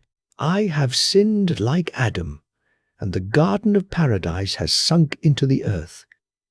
He opened his eyes and saw the star in the distance, but it was the morning star in heaven which glittered in the darkness. Presently he stood up and found himself in the depths of the forest, close to the cavern of the winds, and the mother of the winds sat by his side. She looked angry and raised her arm in the air as she spoke. "The very first evening," she said. "Well, I expected it. If you were my son, you should go into the sack."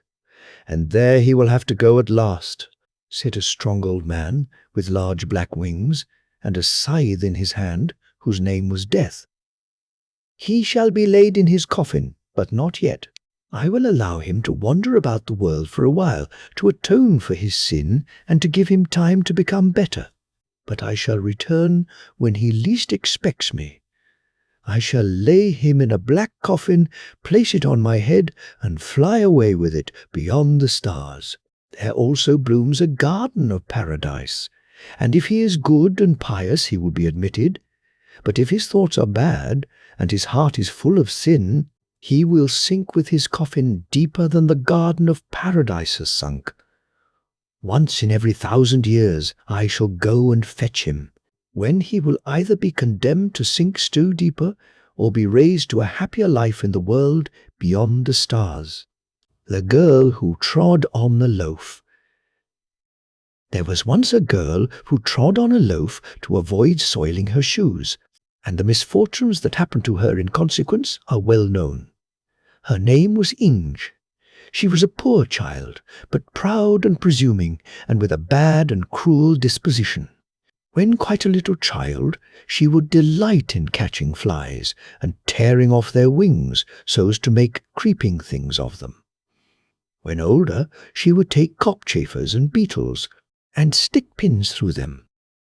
Then she pushed a green leaf or a little scrap of paper towards their feet, and when the poor creatures would seize it and hold it fast, and turn over and over in their struggles to get free from the pin, she would say, "The cockchafer is reading, see how he turns over the leaf." She grew worse instead of better with years, and, unfortunately, she was pretty, which caused her to be excused when she should have been sharply reproved. "Your headstrong will requires severity to conquer it," her mother often said to her. "As a little child you used to trample on my apron, but one day I fear you will trample on my heart. And, alas!" This fear was realized. Ing was taken to the house of some rich people who lived at a distance and who treated her as their own child and dressed her so fine that her pride and arrogance increased. When she had been there about a year, her patroness said to her, "You ought to go for once and see your parents, Inga." So Inga started to go and visit her parents, but she only wanted to show herself in her native place, that the people might see how fine she was. She reached the entrance of the village and saw the young labouring men and maidens standing together chatting, and her own mother amongst them. Inga's mother was sitting on a stone to rest, with a faggot of sticks lying before her, which she had picked up in the wood. Then Inga turned back. She who was so finely dressed, she felt ashamed of her mother, a poorly clad woman who picked up wood in the forest. She did not turn back out of pity for her mother's poverty, but from pride. Another half year went by, and her mistress said, "You ought to go home again and visit your parents, Inge, and I will give you a large wheaten loaf to take to them. They will be glad to see you, I am sure." So Inge put on her best clothes and her new shoes, drew her dress up around her, and set out, stepping very carefully, that she might be clean and neat about the feet, and there was nothing wrong in doing so. But when she came to the place where the footpath led across the moor, she found small pools of water and a great deal of mud, so she threw the loaf into the mud and trod upon it, that she might pass without wetting her feet.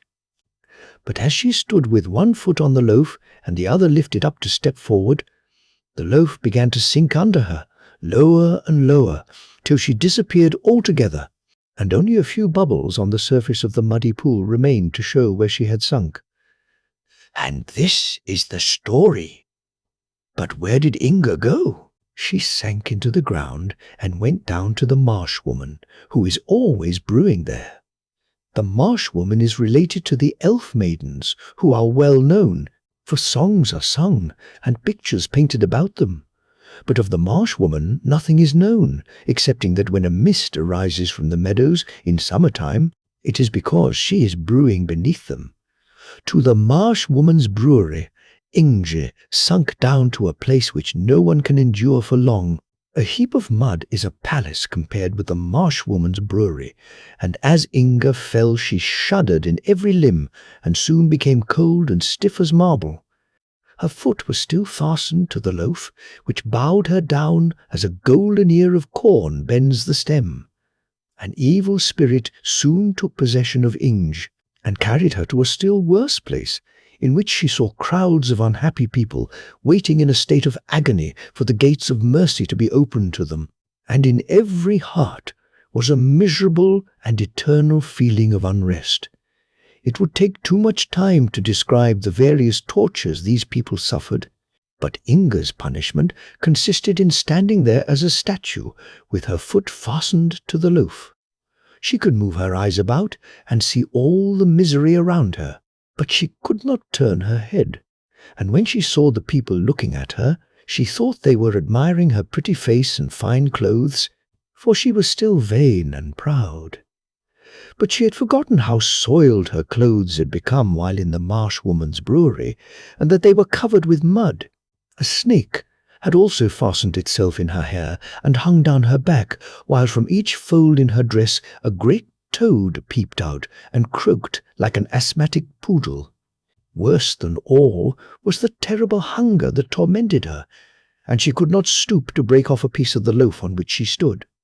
No, her back was too stiff, and her whole body like a pillar of stone. And then came creeping over her face and eyes flies without wings. She winked and blinked, but they could not fly away, for their wings had been pulled off. This, added to the hunger she felt, was horrible torture. "If this lasts much longer," she said, "I shall not be able to bear it." But it did last, and she had to bear it without being able to help herself. A tear, followed by many scalding tears, fell upon her head and rolled over her face and neck down to the loaf on which she stood. Who could be weeping for Inge? She had a mother in the world still, and the tears of sorrow which a mother sheds for her child will always find their way to the child's heart. But they often increase the torment instead of being a relief, and Inga could hear all that was said about her in the world she had left, and everyone seemed cruel to her. The sin she had committed in treading on the loaf was known on earth, for she had been seen by the cowherd from the hill, when she was crossing the marsh and had disappeared. When her mother wept and exclaimed, "Ah, Inge, what grief thou hast caused thy mother," she would say, "Oh, that I had never been born! My mother's tears are useless now." And then the words of the kind people who had adopted her came to her ears when they said, Inge was a sinful girl who did not value the gifts of God but trampled them under her feet. "Ah," thought Inge, "they should have punished me and driven all my naughty tempers out of me." A song was made about the girl who trod on a loaf to keep her shoes from being soiled, and this song was sung everywhere. The story of her sin was also told to the little children, and they called her Wicked Inge, and said she was so naughty that she ought to be punished. Inga heard all this, and her heart became hardened and full of bitterness. But one day, while hunger and grief were gnawing in her hollow frame, she heard a little innocent child, while listening to the tale of the vain, haughty Inge, burst into tears and exclaim, "But will she never come up again?" And she heard the reply, "No, she will never come up again." But if she were to say she was sorry and ask pardon, and promise never to do so again? Asked the little one. Yes, then she might come, but she will not beg pardon, was the answer. Oh, I wish she would, said the child, who was quite unhappy about it. I should be so glad. I would give up my doll and all my playthings if she could only come here again. Poor Inge! It is so dreadful for her. These pitying words penetrated to Inge's inmost heart and seemed to do her good. It was the first time anyone had said, "Poor Inge," without saying something about her faults. A little innocent child was weeping and praying for mercy for her. It made her feel quite strange, and she would gladly have wept herself. And it added to her torment to find she could not do so. And while she thus suffered in a place where nothing changed, years passed away on earth, and she heard her name less frequently mentioned. But one day a sigh reached her ear, and the words, "Inge, Inge, Inge, what a grief thou hast been to me! I said it would be so." It was the last sigh of her dying mother. After this, Inga heard her kind mistress say, "Ah, poor Inge, shall I ever see thee again?" "Perhaps I may, for we know not what may happen in the future." But Inge knew right well that her mistress would never come to that dreadful place. Time passed, a long, bitter time. Then Inga heard her name pronounced once more, and saw what seemed 2 bright stars shining above her. They were 2 gentle eyes closing on earth. Many years had passed since the little girl had lamented and wept about poor Inge. That child was now an old woman whom God was taking to himself. In the last hour of existence, the events of a whole life often appear before us, and this hour, the old woman remembered how, when a child, she had shed tears over the story of Inge, and she prayed for her now. As the eyes of the old woman closed to earth, the eyes of the soul opened upon the hidden things of eternity. And then she, in whose last thoughts Inga had been so vividly present, saw how deeply the poor girl had sunk. She burst into tears at the sight, and in heaven, as she had done when a little child on earth, she wept and prayed for poor Inge. Her tears and her prayers echoed through the dark void that surrounded the tormented captive soul, and the unexpected mercy was obtained for it through an angel's tears. As in thought, Inge seemed to act over again every sin she had committed on earth. She trembled, and tears she had never yet been able to weep rushed to her eyes. It seemed impossible that the gates of mercy could ever be opened to her. But while she acknowledged this in deep penitence, a beam of radiant light shot suddenly into the depths upon her, more powerful than the sunbeam that dissolves the man of snow which the children have raised. More quickly than the snowflake melts and becomes a drop of water on the warm lips of a child, was the stony form of Inge changed.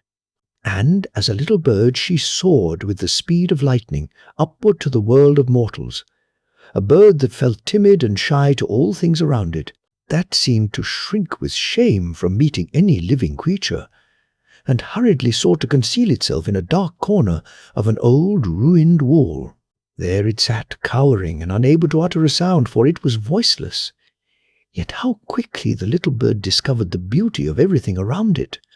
The sweet fresh air, the soft radiance of the moon as its light spread over the earth, the fragrance which exhaled from bush and tree, made it feel happy as it sat there clothed in its fresh, bright plumage.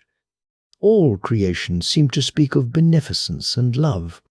The bird wanted to give utterance to thoughts that stirred in his breast, as the cuckoo and the nightingale in the spring, but it could not.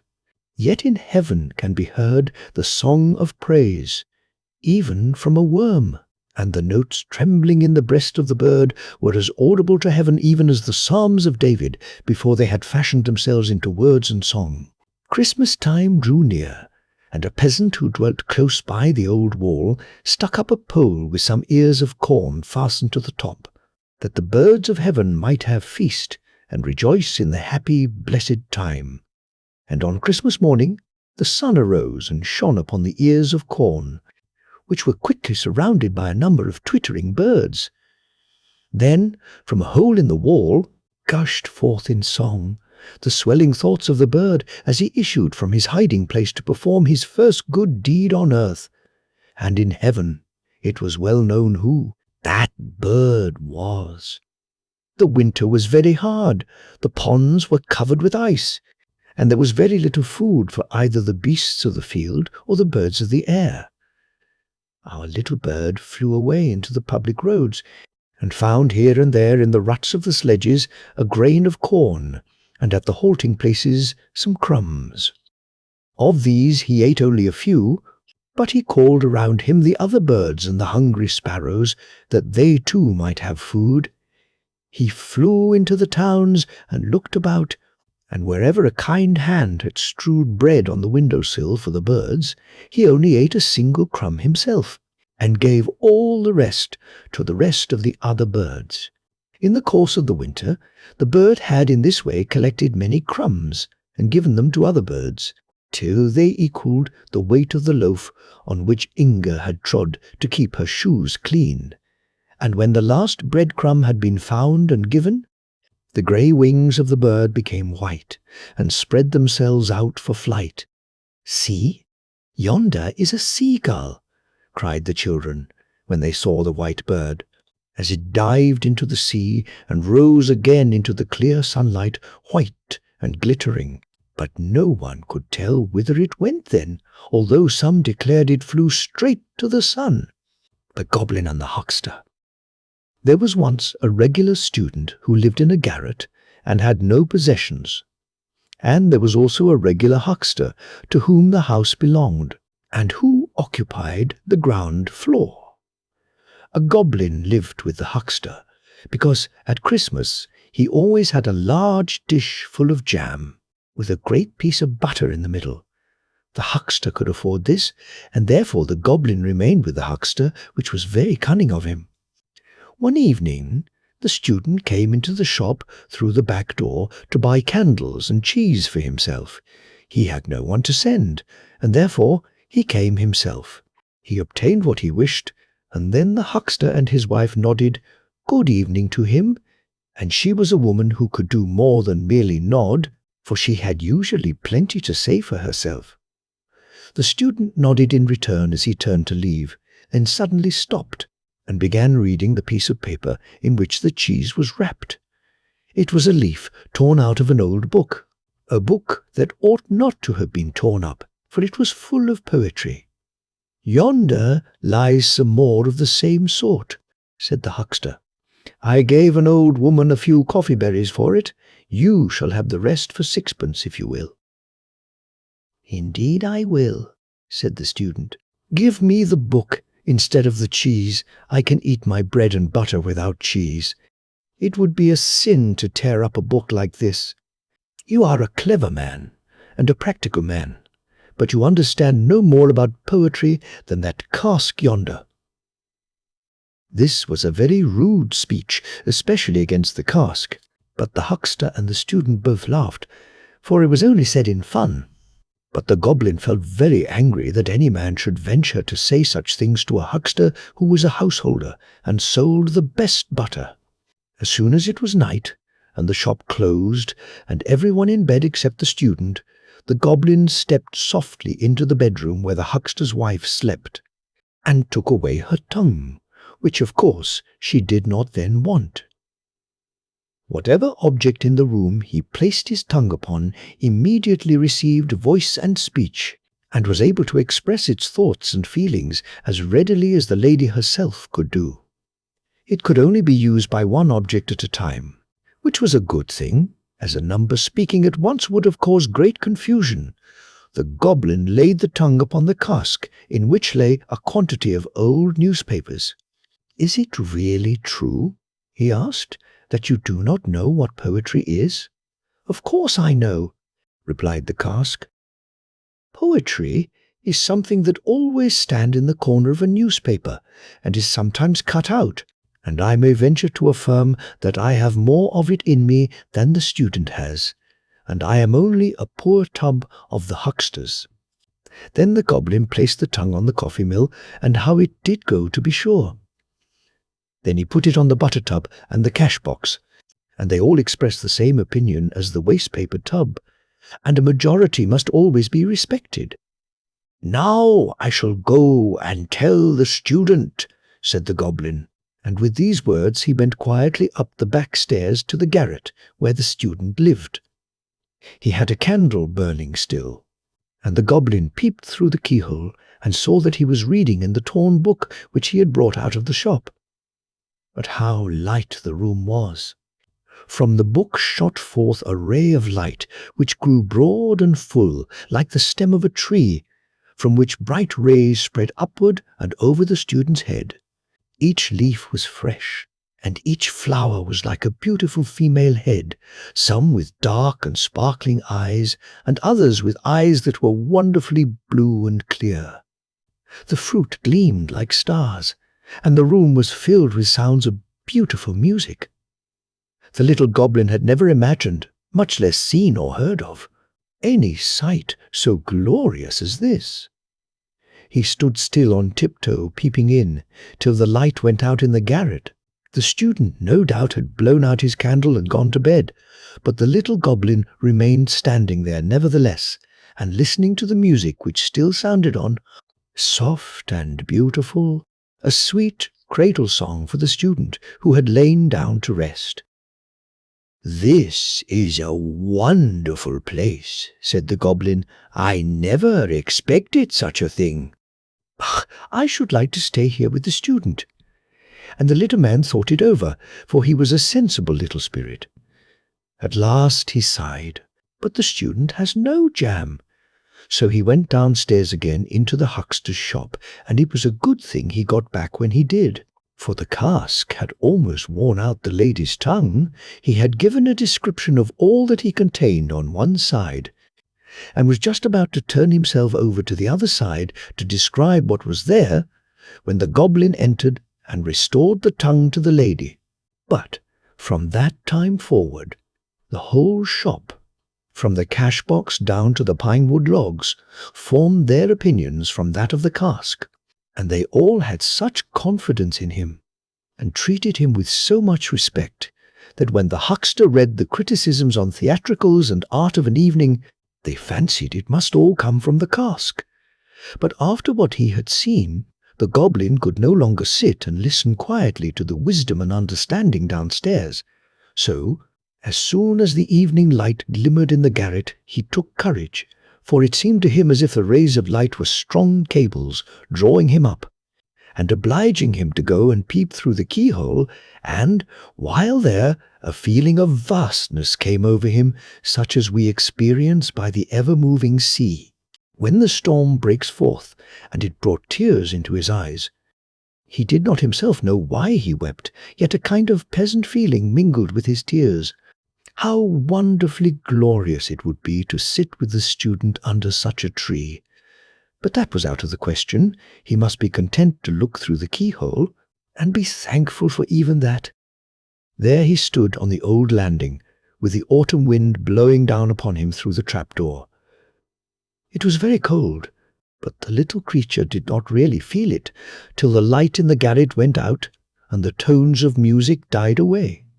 Then, how he shivered, and crept downstairs again to his warm corner, where it felt home-like and comfortable. And when Christmas came again, and brought the dish of jam and the great lump of butter, he liked the huckster best of all.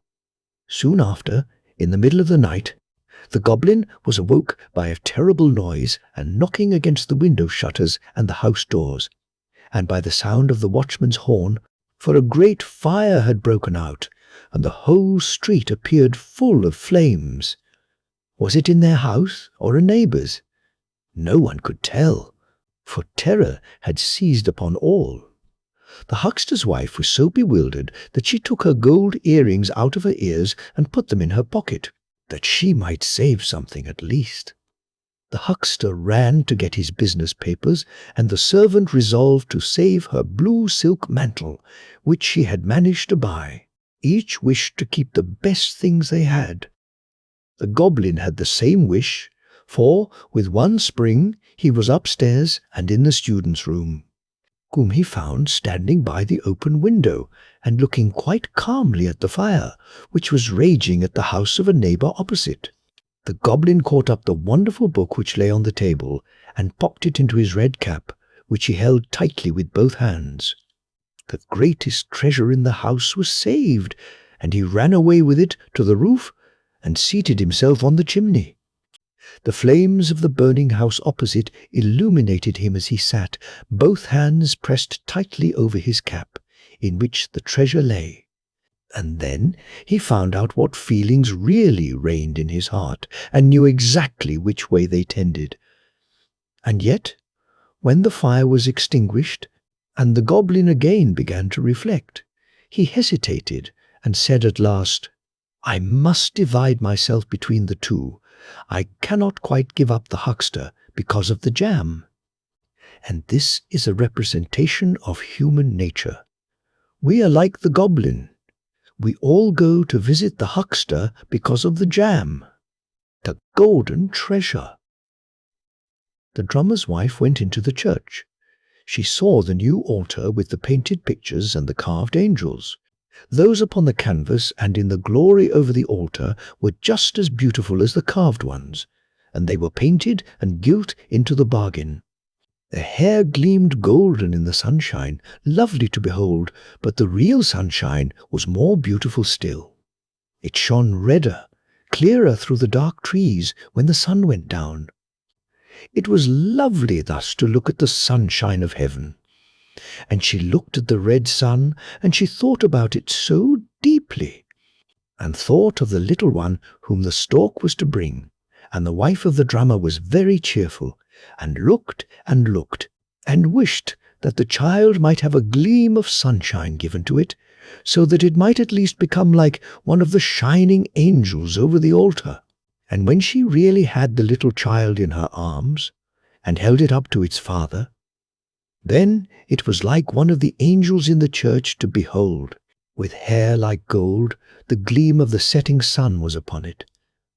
"My golden treasure, my riches, my sunshine," said the mother, and she kissed the shining locks. And it sounded like music and song in the room of the drummer, and there was joy and life and movement. The drummer beat a roll of joy. And the drum said, "The fire drum, that was beaten when there was a fire in the town. Red hair, the little fellow has red hair." Believe the drum, and not what your mother says. Rub-a-dub, rub-a-dub. And the town repeated what the fire drum had said. The boy was taken to church. The boy was christened. There was nothing much to be said about his name. He was called Peter. The whole town, and the drum too, called him Peter, the drummer's boy with the red hair. But his mother kissed his red hair and called him her golden treasure. In the hollow way in the clay bank, many had scratched their names as a remembrance. "Celebrity is always something," said the drummer, and so he scratched his own name there, and his little son's name likewise. And the swallows came. They had, on their long journey, seen more durable characters engraven on rocks and on the walls of the temples in Hindustan. Mighty deeds of great kings, immortal names, so old that no one now could read or speak them. Remarkable celebrity. In the clay bank the martins built their nest. They bored holes in the deep declivity, and the splashing rain and the thin mist came and crumbled and washed the names away, and the drummer's name also, and that of his little son. "Peter's name will last a full year and a half longer," said the father. Fool, thought the fire drum, but it only said, "Dub, dub, dub, rub-a-dub." He was a boy full of life and gladness, this drummer's son with the red hair. He had a lovely voice. He could sing, and he sang like a bird in the woodland. There was melody, and yet no melody. "He must become a chorister boy," said his mother. "He shall sing in the church, and stand among the beautiful gilded angels who are like him." "Fiery cat," said some of the witty ones of the town. The drum heard that from the neighbours' wives. "Don't go home, Peter," cried the street boys. "If you sleep in the garret, there'll be a fire in the house, and the fire drum will have to be beaten." "Look out for the drumsticks," replied Peter, and, small as he was, he ran up boldly and gave the foremost such a punch in the body with his fist that the fellow lost his legs and tumbled over, and the others took their legs off with themselves very rapidly. The town musician was very genteel and fine. He was the son of the royal plate washer. He was very fond of Peter, and would sometimes take him to his home, and he gave him a violin and taught him to play it. It seemed as if the whole art lay in the boy's fingers, and he wanted to be more than a drummer. He wanted to become musician to the town. "I'll be a soldier," said Peter, for he was still quite a little lad, and it seemed to him the finest thing in the world to carry a gun, and to be able to march 1, 2, 1, 2, and to wear a uniform and a sword. "Ah, you learn to long for the drumskin, drum-dum-dum," said the drum.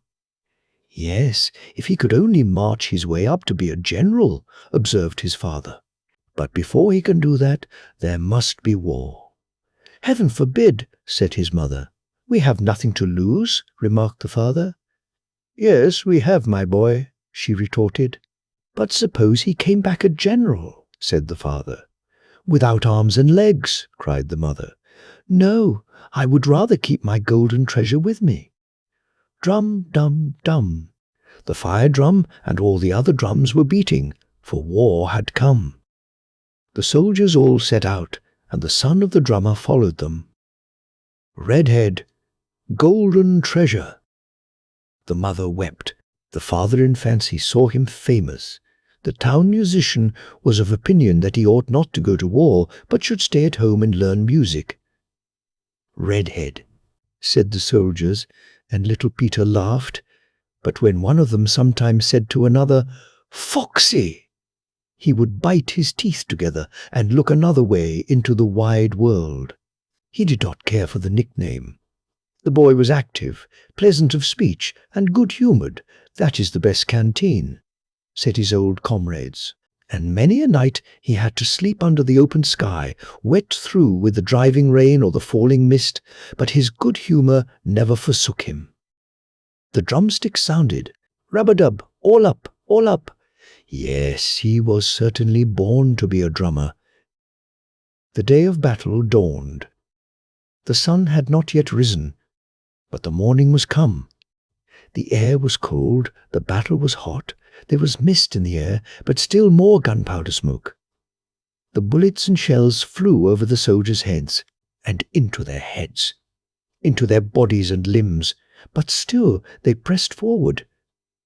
Here or there, one or other of them would sink on his knees, with bleeding temples and a face as white as chalk. The little drummer still kept his healthy colour. He had suffered no damage. He looked cheerfully at the dog of the regiment, which was jumping along as merrily as if the whole thing had been got up for his amusement, and as if the bullets were only flying about that he might have a game of play with them. "March! Forward! March!" This was the word of command for the drum. The word had not yet been given to fall back, though they might have done so, and perhaps there would have been much sense in it. And now at last the word retire was given, but our little drummer beat forward, march, for he had understood the command thus, and the soldiers obeyed the sound of the drum. That was a good roll, and proved the summons to victory for the men, who had already begun to give way. Life and limb were lost in the battle. Bombshells tore away the flesh in red strips. Bombshells lit up into a terrible blow. The straw heaps to which the wounded had dragged themselves, to lie untended for many hours, perhaps for all the hours they had to live. It's no use thinking of it, and yet one cannot help thinking of it, even far away in the peaceful town. The drummer and his wife also thought of it, for Peter was at the war. "Now, I'm tired of these complaints," said the fire drum. Again the day of battle dawned. The sun had not yet risen, but it was morning. The drummer and his wife were asleep. They had been talking about their son, as, indeed, they did almost every night, for he was out yonder in God's hand. And the father dreamt that the war was over, that the soldiers had returned home, and that Peter wore a silver cross on his breast.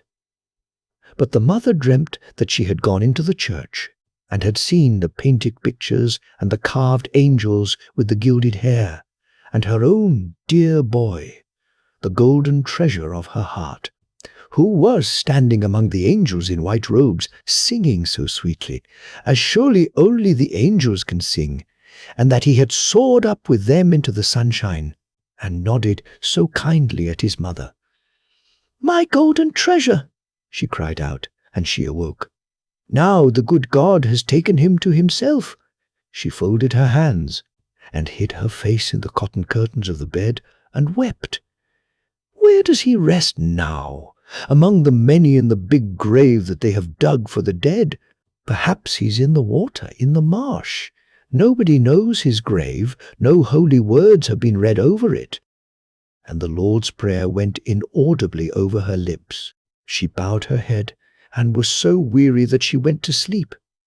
And the days went by, in life as in dreams. It was evening. Over the battlefield a rainbow spread, which touched the forest and the deep marsh. It has been said, and is preserved in popular belief, that where the rainbow touches the earth, a treasure lies buried, a golden treasure. And here there was one. No one but his mother thought of the little drummer, and therefore she dreamt of him. And the days went by, in life as in dreams. Not a hair of his head had been hurt, not a golden hair. Drum-ma-rum, there he is," the drum might have said, and his mother might have sung, if she had seen or dreamt it. With hurrah and song, adorned with green wreaths of victory, they came home, as the war was at an end, and peace had been signed. The dog of the regiment sprang on in front with large bounds, and made the way 3 times as long for himself as it really was. And days and weeks went by, and Peter came into his parents' room. He was as brown as a wild man, and his eyes were bright, and his face beamed like sunshine. And his mother held him in her arms. She kissed his lips, his forehead, and his red hair. She had her boy back again. He had not a silver cross on his breast, as his father had dreamt, but he had sound limbs, a thing the mother had not dreamt. And what a rejoicing was there! They laughed and they wept, and Peter embraced the old fire drum. "There stands the old skeleton still," he said, and the father beat a roll upon it. "One would think that a great fire had broken out here," said the fire drum. "Bright day, fire in the heart, golden treasure, scrat, skr-ah-at, skr-ah-ah-ah-at." "And what then? What then?" asked the town musician. "Peter's far outgrowing the drum," he said. "Peter will be greater than I." And yet he was the son of a royal plate washer. But all that he had learned in half a lifetime, Peter learned in half a year. There was something so merry about him, something so truly kind-hearted. His eyes gleamed, and his hair gleamed too. There was no denying that. "He ought to have his hair dyed," said the neighbour's wife. That answered capitally with the policeman's daughter, and she got a husband. But her hair turned as green as duckweed, and was always having to be coloured up. "She knows how to manage for herself," said the neighbours, "and so can Peter. He comes to the most genteel houses, even to the burgomaster's, where he gives Miss Charlotte pianoforte lessons. He could play, fresh out of his heart, the most charming pieces that had never been put upon music paper. He played in the bright nights, and in the dark nights too. The neighbours declared it was unbearable, and the fire drum was of the same opinion. He played until his thoughts soared up and burst forth in great plans for the future, to be famous. And Burgomaster Charlotte sat at the piano. Her delicate fingers danced over the keys and made them ring into Peter's heart. It seemed too much for him to bear, and this happened not once, but many times, and at last one day he seized the delicate fingers and the white hand and kissed it, and looked into her great brown eyes. Heaven knows what he said, but we may be allowed to guess at it. Charlotte blushed to guess at it. She reddened from brow to neck and answered not a single word, and then strangers came into the room, and one of them was the state councillor's son. He had a lofty white forehead, and carried it so high that it seemed to go back into his neck. And Peter sat by her a long time, and she looked at him with gentle eyes. At home that evening he spoke of travel in the wide world, and of the golden treasure that lay hidden for him in his violin. To be famous! Tum-me-lum, tum-me-lum, tum-me-lum, said the fire drum. Peter has gone clear out of his wits. I think there must be a fire in the house. Next day the mother went to market. "Shall I tell you news, Peter?" she asked when she came home. "A capital piece of news. Burgomaster Charlotte has engaged herself to the state councillor's son. The betrothal took place yesterday evening." "No!" cried Peter, and he sprang up from his chair. But his mother persisted in saying yes. She had heard it from the baker's wife, whose husband had it from the burgomaster's own mouth, and Peter became as pale as death and sat down again. "Good heaven, what's the matter with you?" asked his mother. "Nothing, nothing. Only leave me to myself," he answered, but the tears were running down his cheeks. "My sweet child, my golden treasure," cried the mother, and she wept. But the fire drum sang, not out loud, but inwardly, "Charlotte's gone! Charlotte's gone!" And now the song is done. But the song was not done. There were many more verses in it, long verses, the most beautiful verses, the golden treasures of a life. "She behaves like a mad woman," said the neighbor's wife. "All the world is to see the letters she gets from her golden treasure, and to read the words that are written in the papers about his violin playing. And he sends her money too, and that's very useful to her, since she has been a widow." "He plays before emperors and kings," said the town musician. "I never had that fortune, but he's my pupil, and he does not forget his old master." And his mother said, "His father dreamt that Peter came home from the war with a silver cross. He did not gain one in the war, but it is still more difficult to gain one in this way. Now he has the cross of honor. If his father had only lived to see it. He's grown famous," said the fire drum. And all his native town said the same thing, for the drummer's son Peter, with the red hair. Peter, whom they had known as a little boy, running about in wooden shoes, and then as a drummer, playing for the dancers, was become famous. "He played at our house before he played in the presence of kings," said the burgomaster's wife. "At that time he was quite smitten with Charlotte. He was always of an aspiring turn. At that time he was saucy and an enthusiast. My husband laughed when he heard of the foolish affair, and now our Charlotte is a state councillor's wife." A golden treasure had been hidden in the heart and soul of the poor child, who had beaten the roll as a drummer, a roll of victory for those who had been ready to retreat.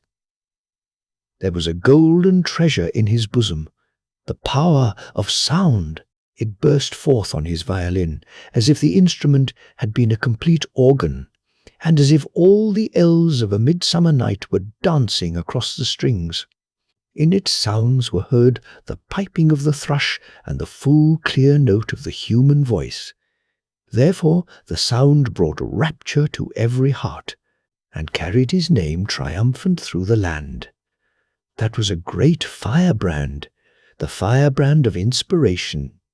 "And then he looks so splendid," said the young ladies, and the old ladies too, and the oldest of all procured an album for famous locks of hair, wholly and solely that she might beg a lock of his rich, splendid hair, that treasure, that golden treasure. And the son came into the poor room of the drummer, elegant as a prince, happier than a king. His eyes were as clear, and his face was as radiant as sunshine, and he held his mother in his arms, and she kissed his mouth and wept as blissfully as anyone can weep for joy, and he nodded at every old piece of furniture in the room, at the cupboard with the teacups, and at the flower vase. He nodded at the sleeping bench, where he had slept as a little boy.